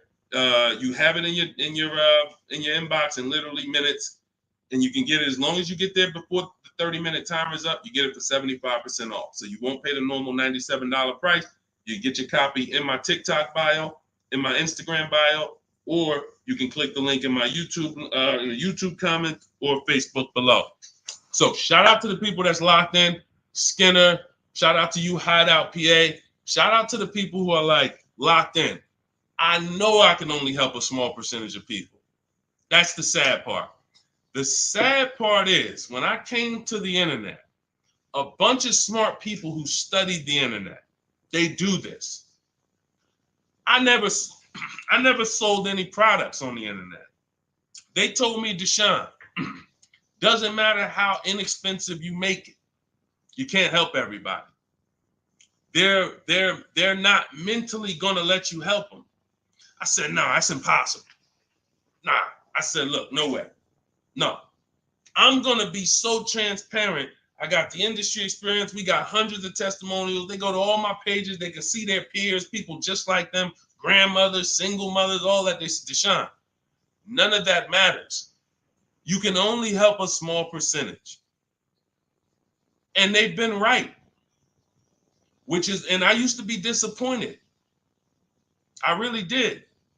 But now I focus on the people who are locked in. Whatever God gave me, whoever God assigned to me, I'm focused on you. That's it. So I'm here to make sure Hideout PA wins. She got the book. I'm here to make sure that Skinner wins. I'm here. Anybody who locked in, hey, Deshone got the book. You talking to me. I'm the 10%. I'm the 20%, whatever percentage it is. But the rest of you, you got to evaluate yourself because you're going into a very expensive purchase that is the second most expensive purchase you're ever going to make. And you're going in to deal with sharks. Like you really live that. Like you're really ready for that. I spend more time warning you of what the inside is like because I've been in the inside. I can go back to sell cars if I wasn't running a company to educate you guys. I can make $200,000, $300,000, $400,000 a year selling cars. This is not hard for me, but I know what it's like. I know who sits next to me. I know it's people who, when you sit down next to them, your head's coming off and you're going to leave with a smile. It's an art. It's a science to making a customer leave with a smile. We got people who pay $200 more per month than they could have got, but they leave smiling. Don't let them run into their neighbor, though, that's got the same car and got a better deal. $200 less. Wait, you got the same car? What happened? They knew something you didn't know. So that's my warning. Shout out to the people that's locked in. Get your book for 75% off. Make sure you screenshot the thank you page. The book is right on the thank you page. As soon as you pay, you can download it, add it to your inbox, and just use it and win. And make sure you email me your success stories, all right? I'll see y'all in the next stream. God bless you.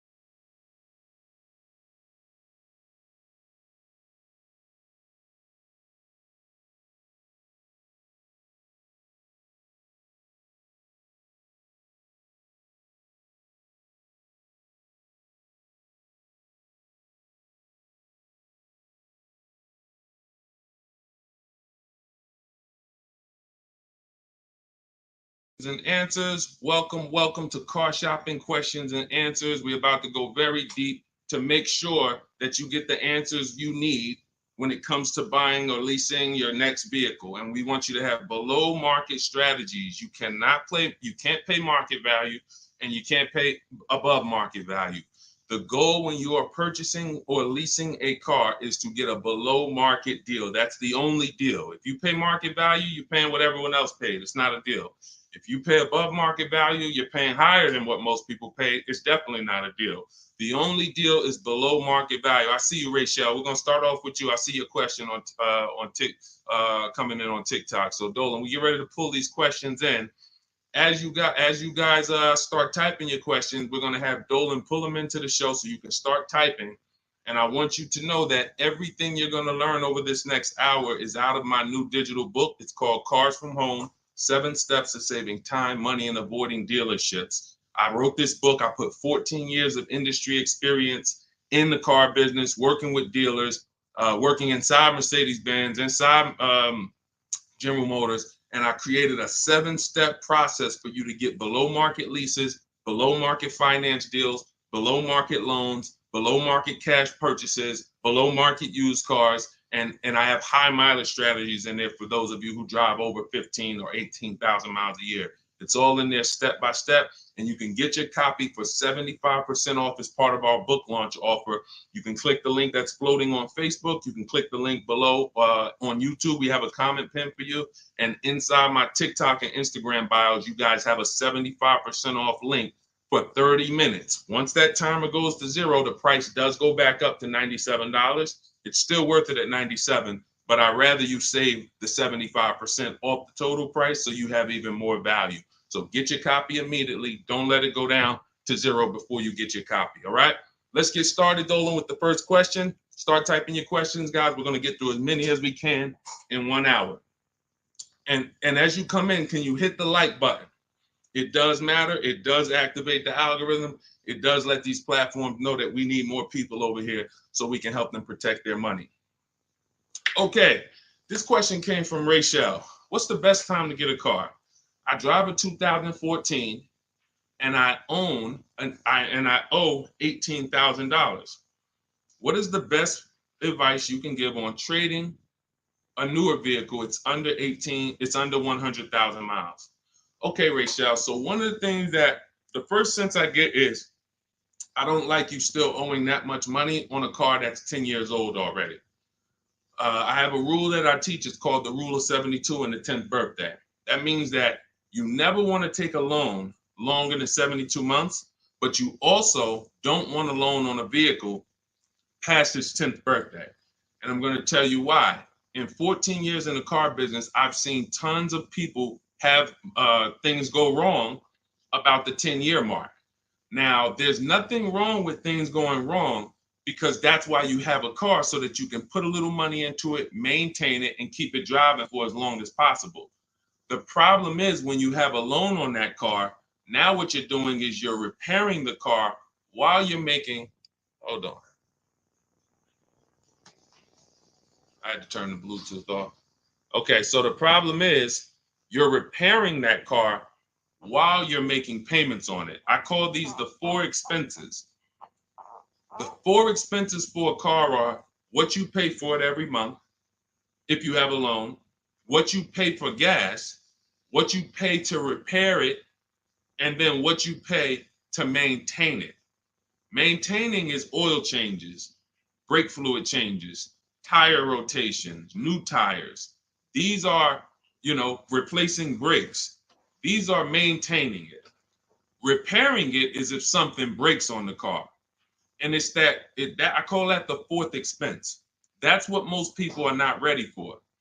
And what I see is if you have a loan past the 10th year, you're getting hit with you're getting hit with all 4 expenses. And if you've ever seen someone who has a luxury vehicle and they hate it, they usually are buying cars that are too old and taking loans that are too long on them. Because you'll see they hate the vehicle, because BMW, you got your BMW, you go drop it off, they tell you, hey, you need brakes, that's maintenance. Then, hey, your navigation system or your electric system is messing up, that's $2,000. And then, you still had to put premium gas in the car, so you could leave out of there and cost $5,000 in 1 month.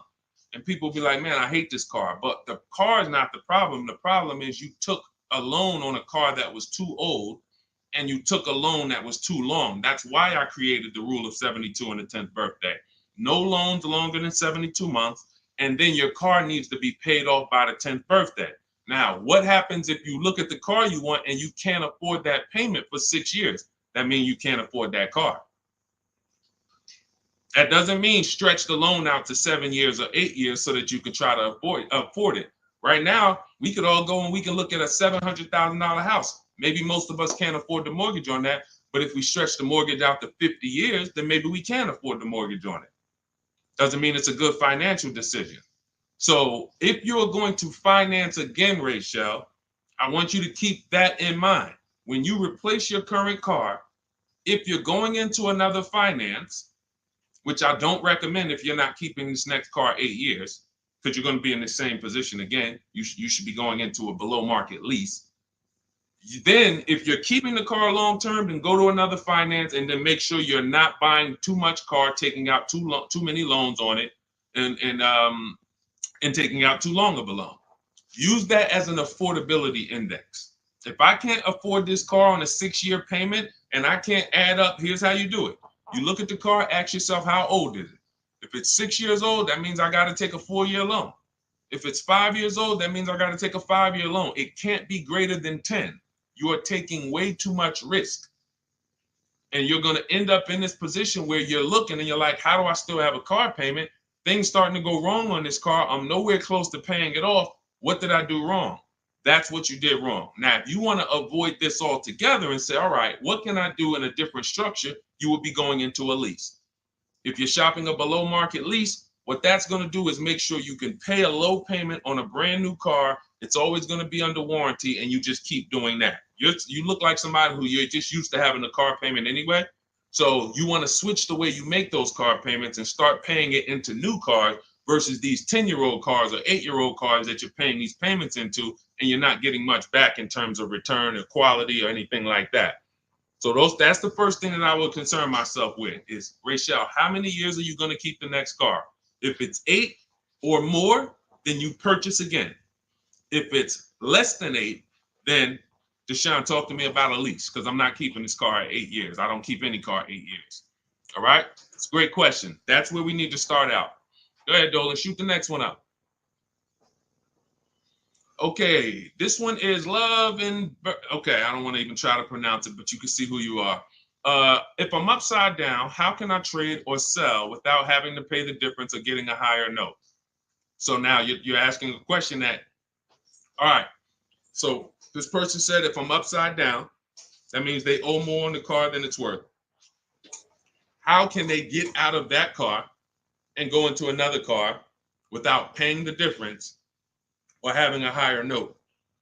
So I'm going to give you the way it's possible, depending on your situation, and realizing that in my book, there is one person, there's two people actually, but really one main person who, it doesn't matter how good your credit is, you're not going home with a new car, because negative equity is, you have too much negative equity.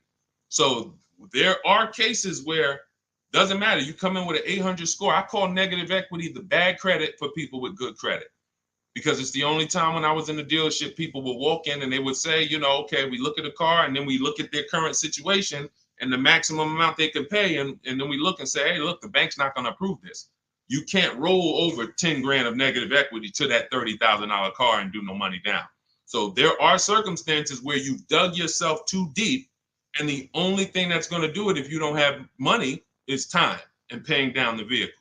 So let's talk about if you're not in that situation. First thing I'm doing is I'm going to CarMax. I'm going to driveway.com. These are websites. This is because you notice what she said. If I trade or sell, that's very important, because some of you, you've been on the stream, you know we don't sell. I mean, we don't trade. We always sell our cars to cash buyers. You know, that come, they write big checks, they pay more than dealers. So the first thing we're going to do is visit these cash buying websites: CarMax, Driveway, Carvana, KBB Instant Cash Offer, AutoNation, and Car Gurus. That's going to give you 6 independent offers. Now, once you get those 6 offers, that's going to tell you how much negative equity you have based on your payoff. You need to call your bank and ask them, how much is my payoff? That's the amount you owe. Don't look at your statement. Call your bank, make the phone call, and find out your payoff. Now, you look at what your payoff is, and you look at what your highest offer is. If your highest offer is the same as the payoff, you're break even. If your highest offer is 20, but your payoff is 15, that means you got 5,000 of equity. If your highest offer is 10 and your payoff is 15, you got 5,000 negative equity. So now the best thing to do is what I call pay the difference.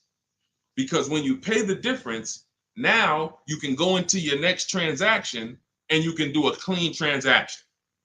Clean transaction. So whatever deal you get on your next car, it's clean. You're not bringing any baggage over. You can shop multiple offers. There's no limits. But if you can't pay the difference, now you have to do what we don't like doing, which is trade. And there's going to be a ton of people with negative equity, because a lot of people bought cars that were overpriced from 2020 to 2022.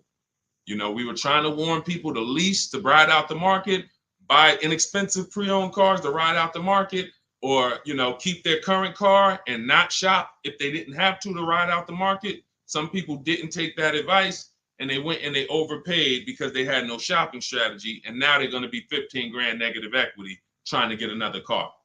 So if you can't transfer, you know, there's limits to what you can transfer. If you can do what we teach and you actually can shop the market the way we teach, you might get a deal like this. Let me show this is Milligan's deal. She just made this deal a couple days ago.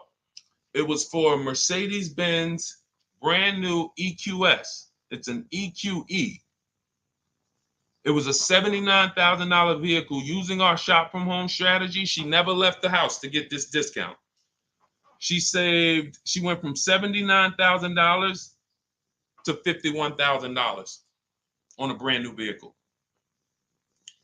And if you're on Instagram or if you're on YouTube, you guys can see this. So we can't share the entire versions on Facebook and on TikTok. But if you like, anybody who wants to see, okay, I want to see these things that Deshone, you can go right to our YouTube page, Deshone the Auto Advisor, and you go right to Instagram and you'll see the actual documents. This is her deal. She's posted up $79,000, $51,000. Why is this so important?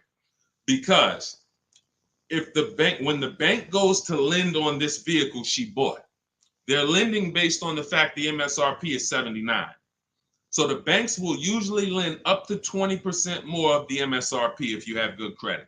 So 79, the max they'll lend is another 20% of that. So let's say, $96,000 is the max they're going to lend on a $79,000 car. So let's just say you have 15,000 negative equity. Now you don't know how to shop. You don't get the same discounts we're getting.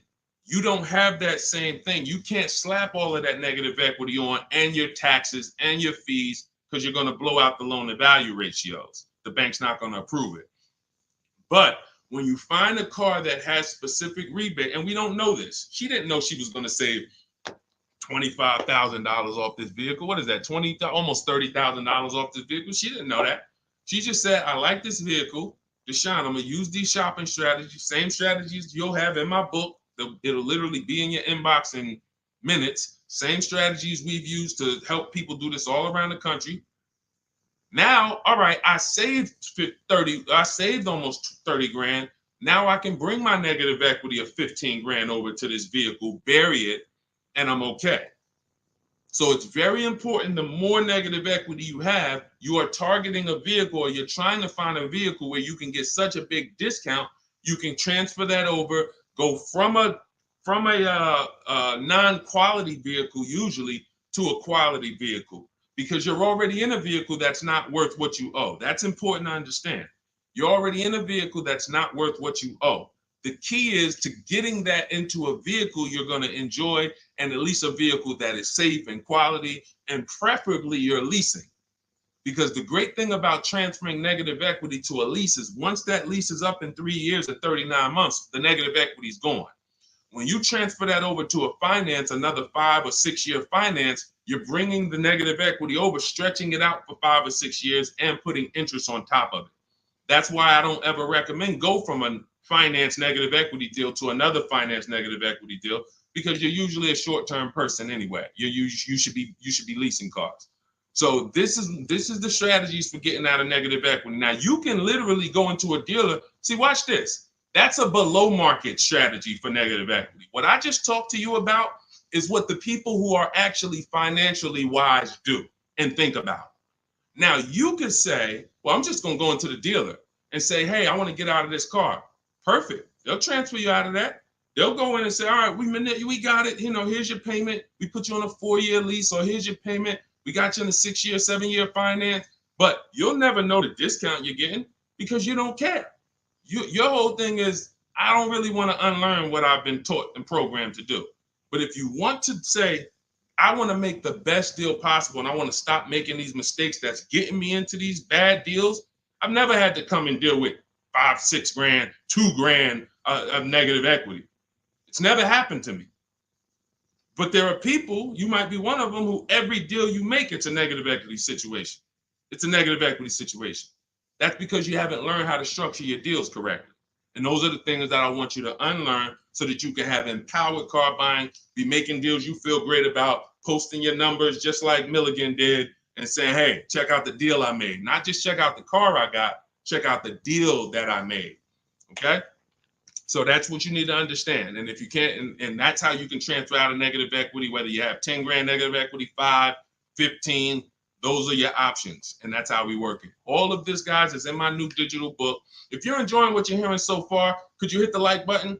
Hit the like button if you're just enjoying what you're hearing so far. I see y'all are running the likes up on TikTok.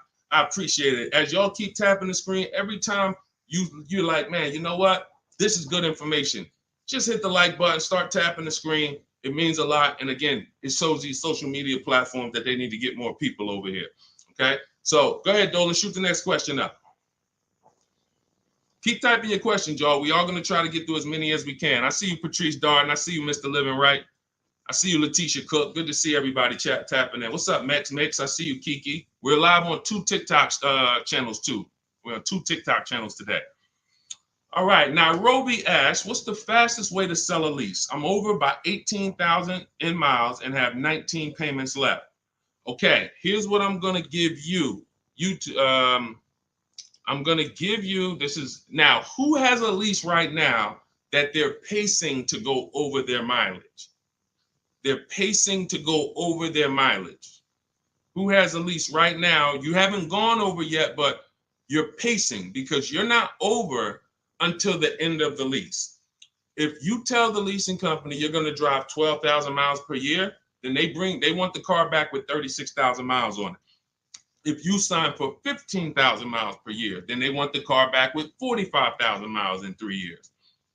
You do a 20,000 mile a year lease. Some of you might have not known you can do high mileage leases. We talk about that all the time. It's only a couple dollars more when you get below market deals. If you're not keeping cars 8 years, the high mileage leases are some of the best things you could be doing. It's literally pennies on the dot, cents on the dollar compared to purchasing, and we never have negative equity, and we drive as much as we want in these new cars. If you're pacing, once you bring the car back, you could do 10,000 miles your first year, 20,000 miles your second year, 8,000 miles your third year, as long as the total at the end doesn't exceed what you told them you were going to spend, then you would be fine. So you're not over your miles, you're pacing to go over your miles. So here's what I'm going to give you, Nairobi, because this is a very, very complex thing when you don't have calculators. When you don't have tools, it's complex unless you're really good at math. But what I'm going to do is I'm going to put this comment on YouTube and Facebook. Now in my book, I have calculators that I've invented. This is actual software that people who use my books and who have worked with me since 2021 have gotten to use. These are things that I looked around the industry and I saw things that people needed to know that didn't exist. So we had to actually build them out ourselves. And so that's why when you get my digital book, you have access to like 5 different custom calculators that we made that no one else uses. So one of them is this lease penalty calculator. Now, if you're pacing to go over your miles, here's what you got to understand. If you call a dealership, one of the biggest lies that they're going to tell you is, come on in, I'll take care of the mileage, or I'll take care of the penalties, or we'll get you out of the lease. Who's heard that before? Type me if you've heard that. Type me if you've ever spoken to a dealer, if you said, hey, I'm going over my miles, or hey, I'm thinking about I want to get out early, and they said to you, no problem, come on in, we'll get you out of that. Don't worry about your old payments. Who's heard that? Who's heard that? Okay, type me. I told y'all, you got to stay by your keyboards when you're on these live streams. This is not, you're not watching somebody play video games where you could just be like, all right, yeah, let me just watch this person. Nah, this is active learning. This is stay by your keyboard because we dialogue with each other. All right, Latesha, I see you. Carol, yes, I see you. Harold Driver, yes, I see you. All right, so here's what happens. Those payments and that penalty that you drove over your miles, they don't get taken care of. They get rolled into your next deal. The only way lease payments disappear is if they have something called a payment waiver. And that's for loyalty in some cases. They don't say, hey, you got a Honda, you're buying a Toyota, we'll waive those old payments. They'll say, we'll take care of them. But what that means and what you need to know and what we know is that means I'm rolling them into your next car. So you're paying for that car in this new car. We don't like to make deals like that because it's baggage. It's baggage. So what we want to do is we want to find out if we're pacing to go over our mileage, does it make more sense for me to get, thank you, Tim. That's actually a good statement. Ain't nothing free. That's a good statement that a lot of people don't understand. When they say, hey, I'm throwing in these floor mats for you. Hey, I'm throwing in key protection. That means there's so much money in the deal that we have to actually, it's something called padding the deal. The finance manager and the team, they're trying to just pack. We got so much profit in this deal. We need to figure out how to allocate some of this so it's justified So when you hear them say that, oh, he threw in all this, he threw in all of this for me, that means you got a horrible deal. Sorry to tell you, but I got to give you the bad news first so that you understand.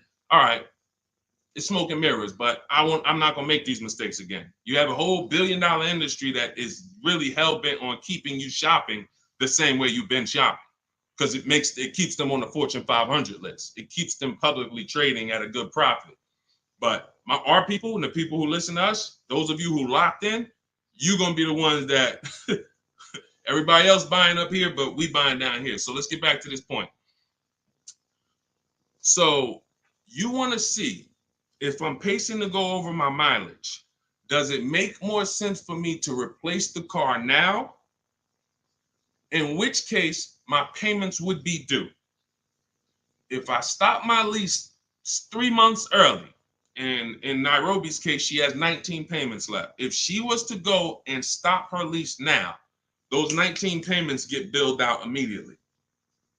So if she walks into a dealer and says, hey, get me out of this car, they're going to try to either see, can they buy it, or do we make the payments and roll them over? What happens most of the time, and it's usually a better situation, guys, is you would use that lease penalty calculator, you put in how many miles you're driving per month, and it's going to tell you, if you go all the way to the end, this is how much your mileage penalty would be. I had somebody who I work with use that calculator. He found out the mileage penalty would be a little over $2,000. But if he got out now, his payment and mileage penalty would be $5,000. See, first thing we want to do when we find out we're going over mileage is, let me try to get out of this car. Oh, you don't realize that that's a bigger penalty you're paying breaking the lease early versus go to mileage, and then you find yourself a below market deal. You get yourself a deal like this. Get yourself a deal like this, because I told you I'm gonna be showing a lot more people. We had so many people get cars over the last couple of days. We gonna be showing these people. Look, this is Melissa. Melissa got a 2025 Honda Pilot EXL. She got a 15,000 mile a year lease. And oh man, I didn't even when I screenshot her, hold on. When I screenshot her deal, I didn't open it up with all the details that she shared. So hold on, stay with me, because y'all got to see this. She got a 1.27 lease. And if she would have let's say she was in a situation where she had a $2,000 mileage penalty, it would be simple for her to just literally roll that mileage penalty over here on top of her 1.2% lease. So this was her full deal right here. It says 15,000 miles per year, $597 a month. And look, she sold her old car because she was used to financing.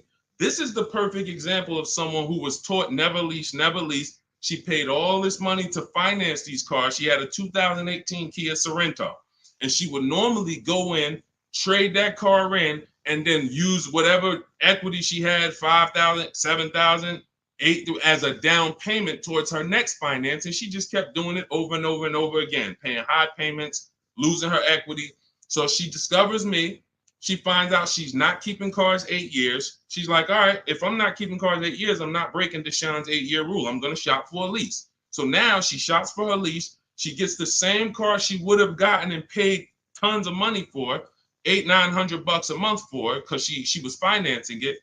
But now she actually she financed. She gets her new lease, $597 a month. And look, she did her offers, the 6 offers I told y'all to do, 10 minutes ago. $12,000 in equity. So she goes in, she gets the new car, no money down, $597, drives off in a brand new $50,000 vehicle. Then she gets a check and she puts it in her bank for $12,000. It's the way the money moves. If you understand what I'm saying, if you're starting to, even if you don't get it all, if you're starting to understand type of dollar sign, it's the way the money moves. This is already a woman who likes driving newer cars. It's obvious. She has a 2018. She's going to upgrade it. So she would normally just go trade it in, finance another car, keep it another 5-6 years, trade it in, finance another car. It costs big money to finance these cars. It costs huge money. So now what she did is she said, okay, I drive 15,000 miles a year. I'm just going to get a 15,000 mile a year lease. If she would have got a 12,000, payment would have been $25 less. If she needed 18,000 like Jen, look at Jen's deal.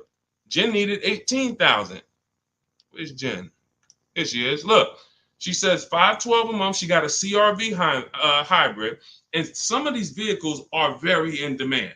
So when you see vehicles that are closer to the 1% leases, these are vehicles that have bigger rebates, more support behind them. And sometimes you see vehicles that are 1.2, 1.3. They have a little less support from the manufacturer, but you still need to shop to get great lease deals because most people are paying, either huge down payments or then, they're paying over 1.5%. Again, let's stay on topic though. If you look at Jen, she said my payment was $512. I bumped it up because I wanted 18,000 miles a year to $563.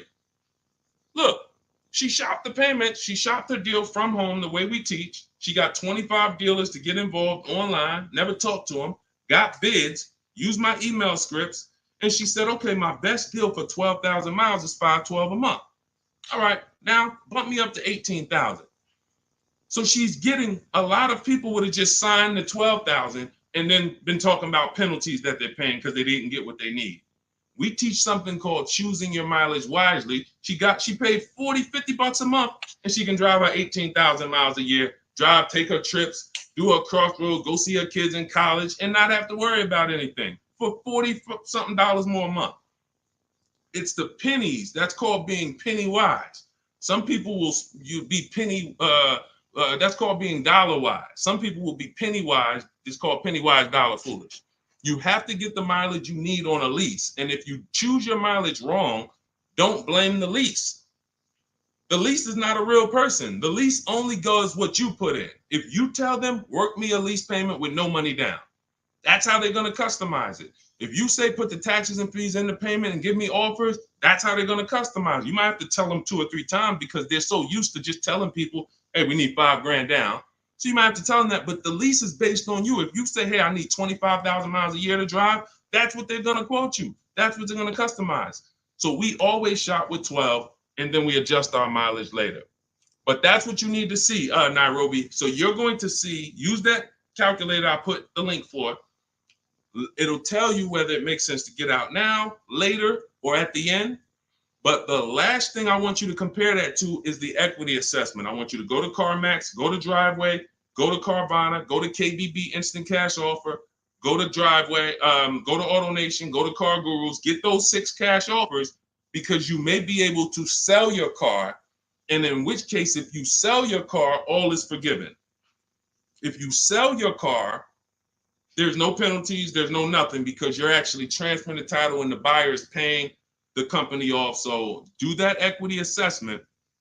But when you go to those websites, you must put in, when they ask you, is it a finance, lease, or own, put own. Don't put lease because it triggers something in their websites. Now, if y'all are like, you're like Deshone, I'm not going to remember all of this. Get the blueprint. That everything I'm teaching you is out of my new digital book, Cars from Home, 7 Steps to Saving Time, Money, and Avoiding Dealerships. It's already 5-star rated. Shout out to the people on Goodreads who have reviewed it. We're at a 4.9 rating. We got 4.9 overall, 58 ratings, 40 written reviews. Shout out to everybody who's came and told their story about this book since we launched it a few months ago. And you can go and see what the public is saying about it. This ship has sailed. You can get your copy for 75% off for the next 30 minutes. If you visited the website in my TikTok bio and my Instagram bio, once that gets to 0, there's a countdown, 30 minutes. Once it gets to 0, the price of the book goes back up to $97. It's still worth every dime, but I'd rather you pay $24 instead of $97. So on Instagram, TikTok, your 75% off is in my TikTok bio, in my Instagram bio. Get it before the countdown expires and you'll have the blueprint. On Facebook and YouTube, we have a link in the comments for you pinned for you to get your copy for 75% off for 30 minutes only. Again, if you're like Deshone, this is good, but there's no way I'm gonna remember all of this. You can watch the replays, get it however you want it. Our system is step-by-step and it doesn't involve talking. Everything we do is online tools. Okay, go ahead, Dolan. Let me take a sip of water. Next question. And you can buy more miles on a lease. That's a good point. A lot of people don't know that though, Tim. They really don't. You know, they might have signed a bad lease or heard somebody sign a bad lease, and then usually what signing a bad lease is overpaying for it or not getting the mileage you need, or both. I've had people who know they're not going to drive 10,000 miles a year, but because it's $40 a month less, or because they don't know, just pay $40 more and get what you need. They'll just take the 10,000. It's a horrible decision, and it leads to a terrible lease experience. All right, this is Teneros. How much should I put down as a down payment? It's a great question.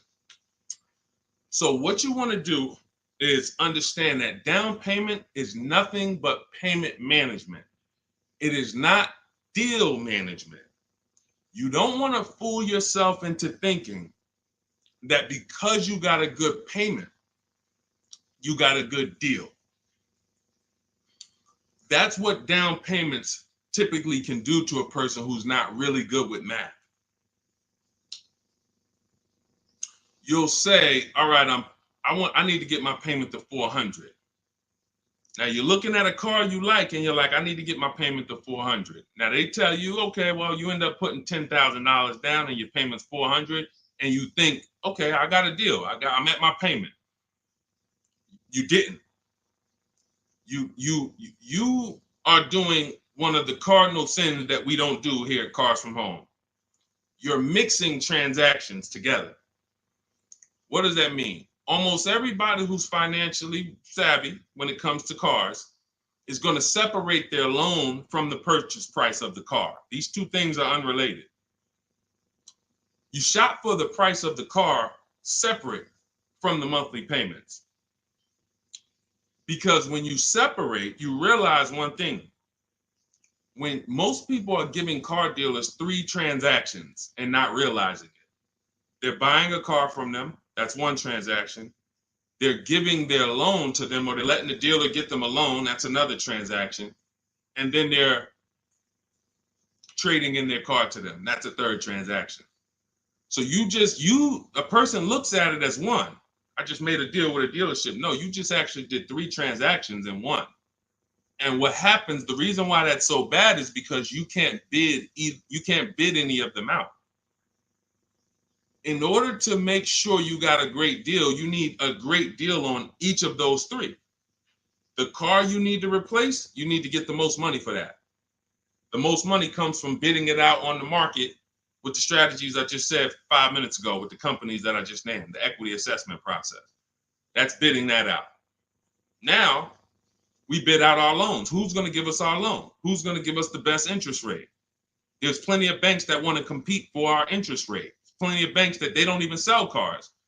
That should be a clue to you guys of how much money is really in cars, because there's companies who don't sell cars. All they want to do is loan you money to buy a car.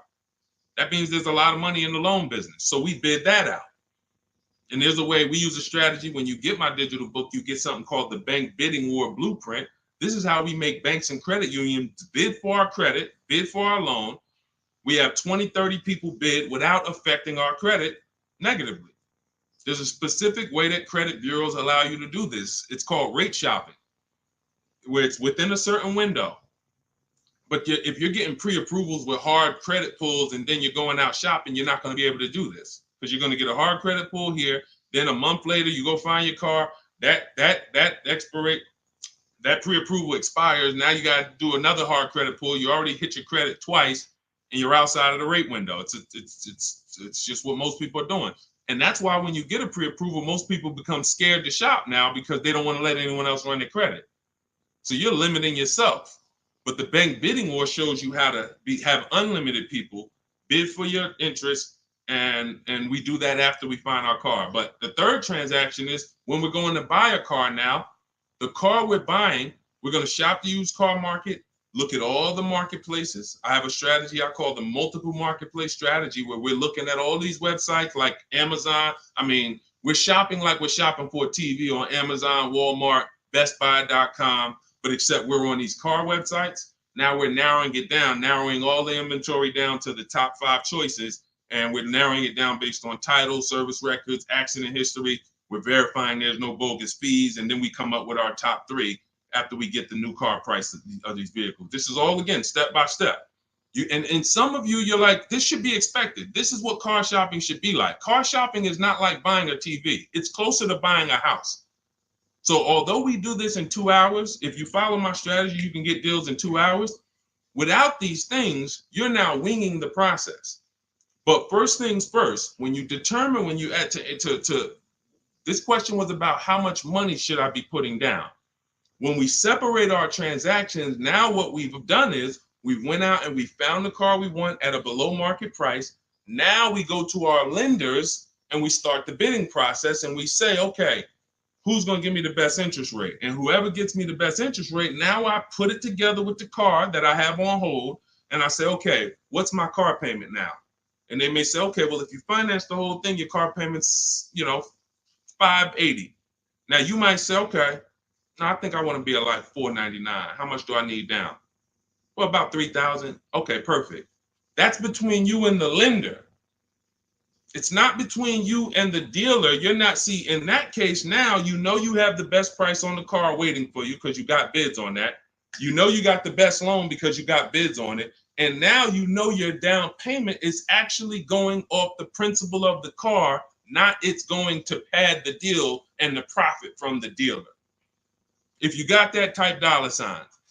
If you got that on TikTok, just start double tapping the screen, running the like sign. That is why it's important. We call that the 3 pillars of great car deals. You'll have to see these 3 pillars separately. Who I sell my car to, I'm bidding that out. Who I get my loan from, bidding that out. Who I buy my car from, bidding that out.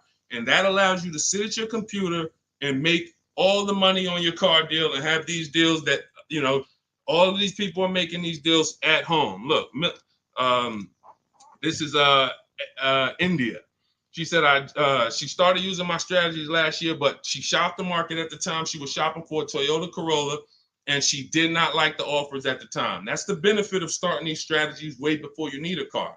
Look, we got people who get cars in 3-4 days, but when you have time, you can shop the market. She didn't like how the offers looked, and she waited.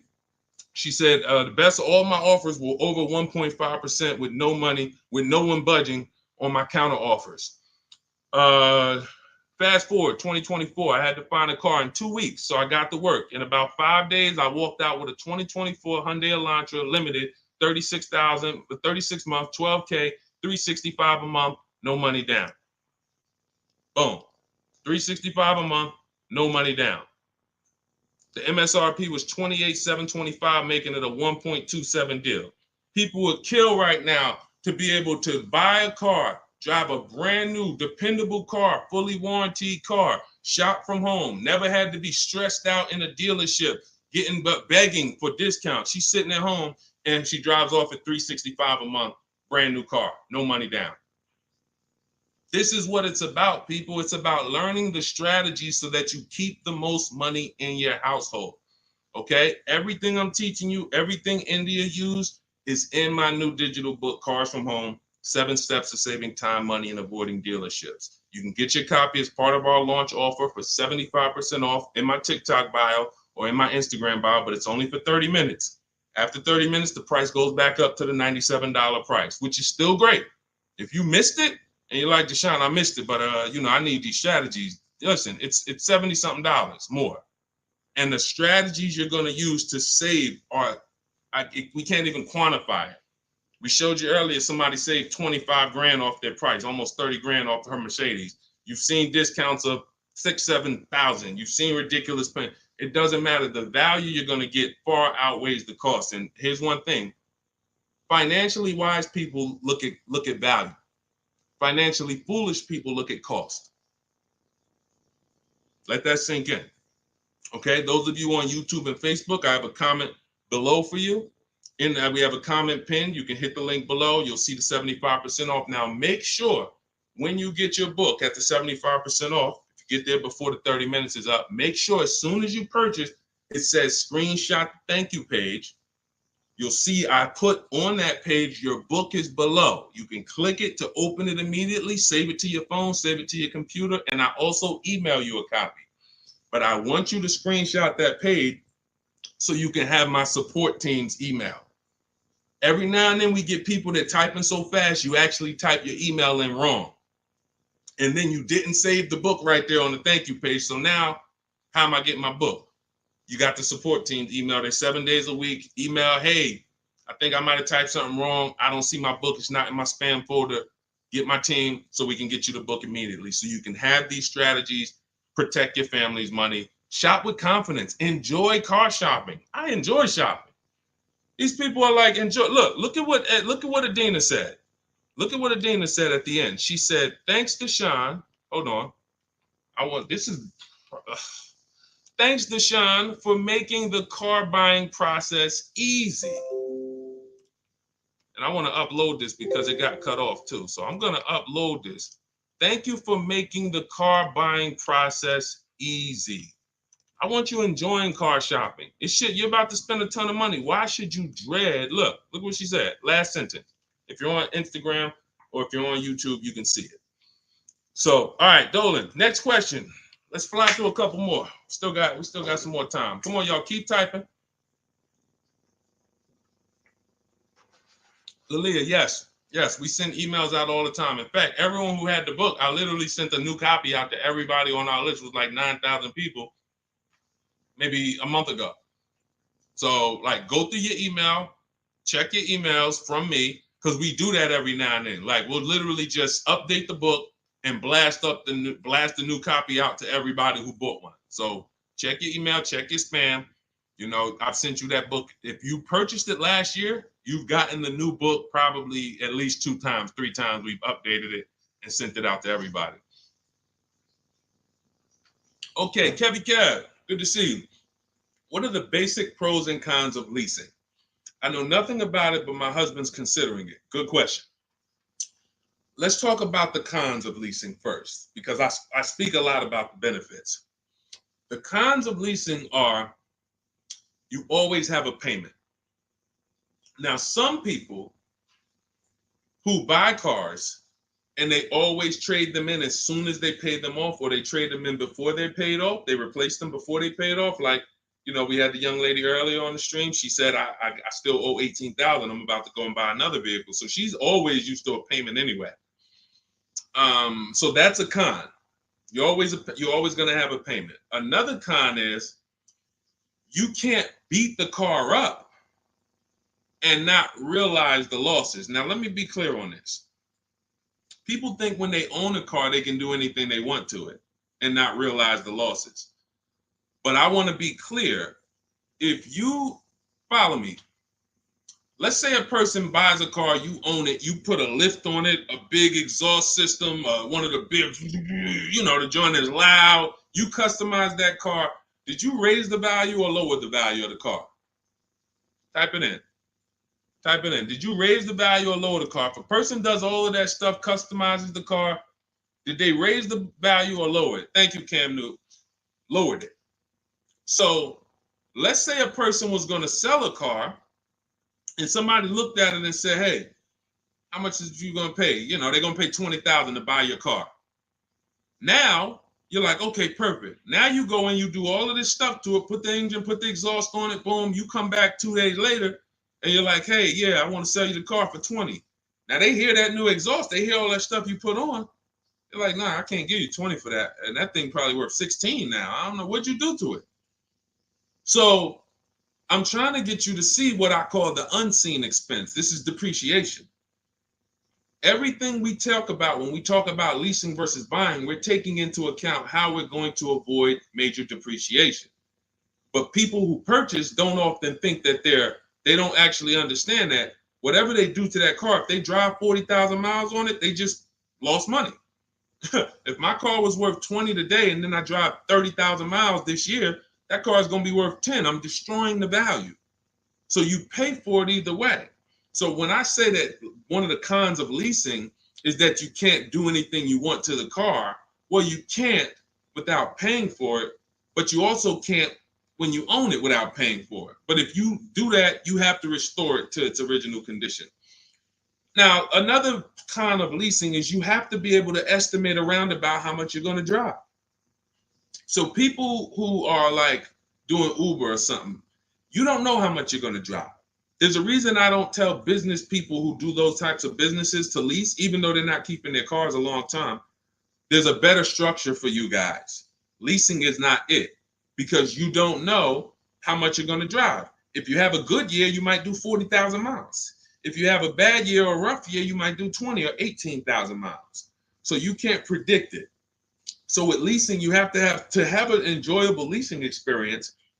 You have to have some type of an idea when you're going to, how much you're going to drive. Now, one of the biggest cons to leasing is you can overpay by a lot because it's not transparent. It's not transparent. Could everybody who shares, there are a couple people on here, you always share the broadcast. I appreciate you. We need you. Can you hit the share button, hit that arrow, hit that paper plane, and tag one friend in, just in case they might be going to the dealership tomorrow. We need to make sure that they have what they need to win. So shout out to the sharers. We can't do this without you. Now, when you consider that you can overpay, see, when you get a purchase deal, everything goes on that receipt, the buyer's order. You can plug that into a calculator and you can match those numbers up. You might not be used to doing it, but that bottom line price, you can plug that right into a basic auto loan calculator on hundreds of websites, and you can make sure that your payment matches. You can't do that with a lease. There's all types of potential to hide money in leases. You can hide money in the interest rate. You can hide in the money factor, because you can't use your own financing with a lease. You have to use whatever bank or leasing company the dealership who's running the promotion is using. So that gives us potential to be overcharged for our money factor or our interest rate. There could be rebates on that vehicle, $2,000, $5,000 rebates. Look, when Sean was shopping for his F-150, some of you have seen it. It was a $15,000 rebate, $15,500. He wouldn't have known about that if a dealer's not going to come in and tell him, hey, it's $15,500 rebate on this. No, some dealers might say nothing. They won't even mention it. They'll just try to negotiate. Hey, how much could you, they hoping you say something like this. Can you give me the invoice price? Can you get me to the invoice price? If I could get you the invoice price, can we make a deal today? Yeah, I always heard that, invoice price is a fair deal. Okay, no problem. Let me go get it. So they're not going to tell you anything about, hey, we got $15,000. He didn't ask about the rebates. He didn't ask nothing about rebate. He don't know anything about the rebates. Let's go take off $5,000, get him the invoice price. We're going to make $20,000 profit on this deal. So this is how it works. This is how it works. So with a lease, you could have the same types of incentives. And the thing about leasing is when you go from a finance to a lease, your payment is naturally going to be lower. Even if you get a bad deal, your payment's going to be lower. If you're used to buying $50,000 cars and paying $900 or $1,000 a month and putting 10 grand down, that same $50,000 car is going to lease out for like $800 with a bad deal. So people will walk in and think they won. Oh man, it's lower. It's lower than when I used to buy these. But you don't realize that, if this was a vehicle like Zafrina here, and look, this was a $60,000 vehicle, $65,000 Jeep Grand Cherokee. Now that vehicle, she's paying $579 a month for, no money down. So you walk in and you get a vehicle like this, and you think, oh, they got me the lease at $800. It's a $65,000 vehicle. I had to win. No, you lost big time because there were so many rebates and incentives that you didn't understand were there, and there's no way you're going to get them to reveal them to you. The only way, and I've been in the car business since 2006. I left in 2020, and since then I've been helping people make deals around this country. The only way to reveal what all the rebates are is 2 words: multiple offers. It's the only way. You're never going to negotiate your way to finding out what all the rebates are, because one deal is going to tell you it's $3,000, another deal is going to tell you it's $5,000, another deal is going to tell you it's $8,000, another deal is going to tell you there's no rebates. That's why when we sit back and we get multiple offers from home using the strategies in my digital book that you'll have access to immediately. Those of you who got your book, I see a lot of you saying, got the book. All of this stuff is scripted out for you. Now, you could do it manually, too. You want to call around the dealerships, ask for the sales manager, ask for a manager, try to bypass salesmen, because salesmen are trained to distract and waste time and make it hard, especially by phone. So if you want to try to do it manually, we must get 5 offers. New cars, leases, you must get 5 offers from 5 different dealers because that's how different the offers are going to be. They're going to be major different, not close, major. I always say if your offers aren't 500, aren't $150 to $200 a month apart, then you didn't shop correctly. Okay, go ahead, Dolan. Shoot the next question up. That's it, Kevin. Kev. That's the pros and cons. Oh, let me hit on the pros. Hold on. Let me try to sum up the pros of leasing before we wrap this question up.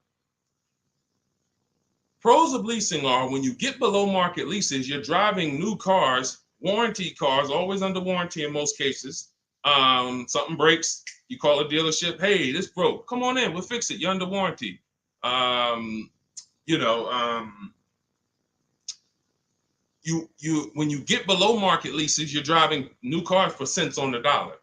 You're driving new cars and you're paying less than what people are paying to buy, lots less of what people are paying to buy them new, and you're paying less than what people are paying to buy them pre-owned.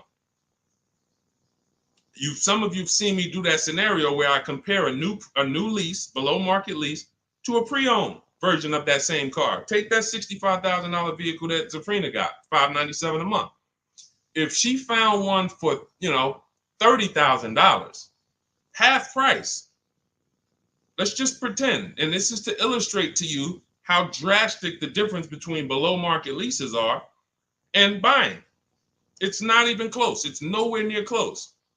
If she found a half price version of that vehicle, which won't exist, let's just say we made one up and just put it right here, half price. So that's $32,000 plus tax. She's around $35,000. Some of you know every $5,000 on a car payment is about how much per month. I mean, when you look at a car, every $5,000 on a loan is about how much per month. I told y'all, stay by the keyboard. We got to be quick here. This is active learning. You don't want to be distracted. You want to be locked in, active learning. Every $5,000 on a loan is about how much per month. Shout out to y'all running the likes up on TikTok too. Every time you double tap the screen, y'all just, yes, thank you, Cam New. See, I love the people that are locked in. I see you, Brenda, $100 a month. Yeah. Now, so we got $100 for every 5,000. So that means when you look at a $10,000 car, first thing in your mind should be that's $200 a month, 5-year loan. When you look at a $20,000 car, first thing in your mind, that's $400 a month, 5-year loan. When you look at a used car version, let's say she gets it for half off, $32,000 plus tax, she's around $35,000. What's that payment? $700 a month, 5-year loan. So when I tell you that when we're driving below market leases, we're paying less than what people are paying for pre-owned versions. I just took really on a $65,000 car, a decent pre-owned version will probably be 30% off, maybe 40% off. Then you're going higher. If you don't know how to get good deals, you're going to take one with high mileage. It's going to be old. So it's more realistic to find a $65,000 car, 3 or 4 years old for, let's say 35, let's say 40, really closer to 40 if it's 65 new. So now you're talking about $800 a month. So a person like Zafrina, she's driving, she knows how to get below market leases. She's driving a brand new $65,000 fully warranty version, not tying up her money in that vehicle. She's paying $597 a month, which is hundreds a month less than what a used car person is paying, and like $500-$600 it's less than what a new car person is paying. So it's no comparison. So when I tell you the only people who should be purchasing, you're like, Deshone, why do people purchase then? If getting great lease deals is so cheap, why do people purchase? Well, one, everyone doesn't know how to get below market leases. So they'll look at commercials and they'll think, oh, well, this says I got to give them $5,000 down plus tax and all that. That's not deals. That's above market value or market value. We don't pay those prices. And second is people who buy long-term don't care about those short-term benefits. I want to ask a question. Who on here has a vehicle in their driveway right now that you've had for at least 8 years? I want you to type how many years you've had it. Let me know how many. I see you, Sharon. Congratulations. Use it and win it. Let everyone who has a car outside in your driveway that you've had more than 8 years, I want you to type how many years old it is. 8, 10, 15. Okay, Harold, he has one for 9 years outside. Sugar Lump, 19 years. Mr. Living Right, 8 years. Perfect. Dwayne Perkins, I see you, 22 years. Look, Julia Murray, 16 years. Look, Brenda, 8 years. Now watch this. Ralph, I see you, 10 years. 8 years or more is when we buy. These people won. So you heard me just spend the last 10 minutes, 15 minutes talking about pros and cons of leasing, benefits of leasing. But these people are the real financial winners in the long run, because the longer you keep a car, the less it costs you. I'm not a fan of people leasing who have the discipline to keep a car for 10, 15 years, 12 years. I would never tell people lease who's doing that. I'm trying to get the people who say, it's no way I'm keeping a car near that long. I've never done it. I don't enjoy it. I'm not going to do it. You are the people who should not be buying. Because the great thing about having a car 8 years is you'll see something. This is the depreciation cycle. This is how owners lose money on their leases, on their cars. When you purchase your car, one day when you buy it, it's worth this. 5 years down the line, it's worth this. 10 years down, 10 years, but here's the thing. After about 8 years, 7, 8 years, now the depreciation starts to level out. You're not losing that much money in depreciation anymore. Your car today, all of you who just typed, whatever your car is worth today, most likely it's going to be worth that next year too. If your car is worth $5,000 today, a year from now, it's going to be worth about $5,000. You've beat depreciation. That's when it makes sense to purchase, when you have those values. These people, look, we call these cars keepers. When a transmission goes out on the car, you know what people who are not programmed, you're not a keeper, you know what you do? Transmission's out. I gotta go get a new car. When the transmission goes out for some of these guys, what are they doing? They go get another transmission, put it in the car. That's what you do. That's what you do. So there's two sides to be on. You're a long-term side. That means, like my dad, he bought a truck 2013. 6 years later, the engine went out. He got a used motor, put it in there. He's still driving it. He's about to sell it for a couple $1,000s now. He's had that car for over 10 years. But he's had no car payment on it for like probably 7 years. That's all money that stays in his household. Somebody asked the other day, hey, my car needs $3,500 in work. Should I go get a new car? I said, well, first of all, make sure you get a price from a second opinion from a local mechanic. You always get, for work, you always get 2 opinions. But if it costs you $3,500, will that car ride smooth for the next 3 years, 2 years, 3 years? If the answer is yes, you need to understand something. If you go get another car to replace that car, it's going to cost you a minimum of $3,500 a year, and most likely more than that, $6,000, $7,000 a year coming out of your household. So do you want $3,500 one time and now I got no car payment, I keep my bills low?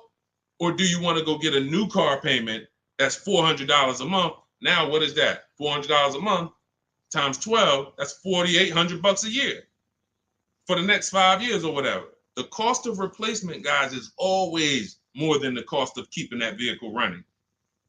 That's why you want to have that car paid off before the 10th birthday, and you want to set aside money for maintenance and repairs. Whatever you were paying on your car payment, $400 a month. All right, my car is paid off. Now take $100 or $200, put it into an emergency fund. So when that car breaks down or something needs, hey, no problem. It's in the emergency fund. But I'm keeping that car, because the longer I keep that car, the less money I pay for a car, the more money I keep in my household. So that's how you purchase, because you're buying a depreciating asset. You have to go long term with it. It's going to go down in value like this sharply for the first 5-6 years. It's going down, losing thousands. But once it levels out, that's when you really want to own it, because now we good. Things paid off. I ain't got to worry about it. But as soon as people come through that deep depreciation, that's when they go and trade the car in, and they do it all over again, over and over again. These are the people who I'm trying to get you to understand leasing. You're in the wrong structure. So it's very simple. You're not keeping your next car 8 years, you should be leasing, shopping for below market leases. You're keeping your next car at least 8 years, you're shopping for a below market purchase. And all of this is in my step-by-step book. This is the first step.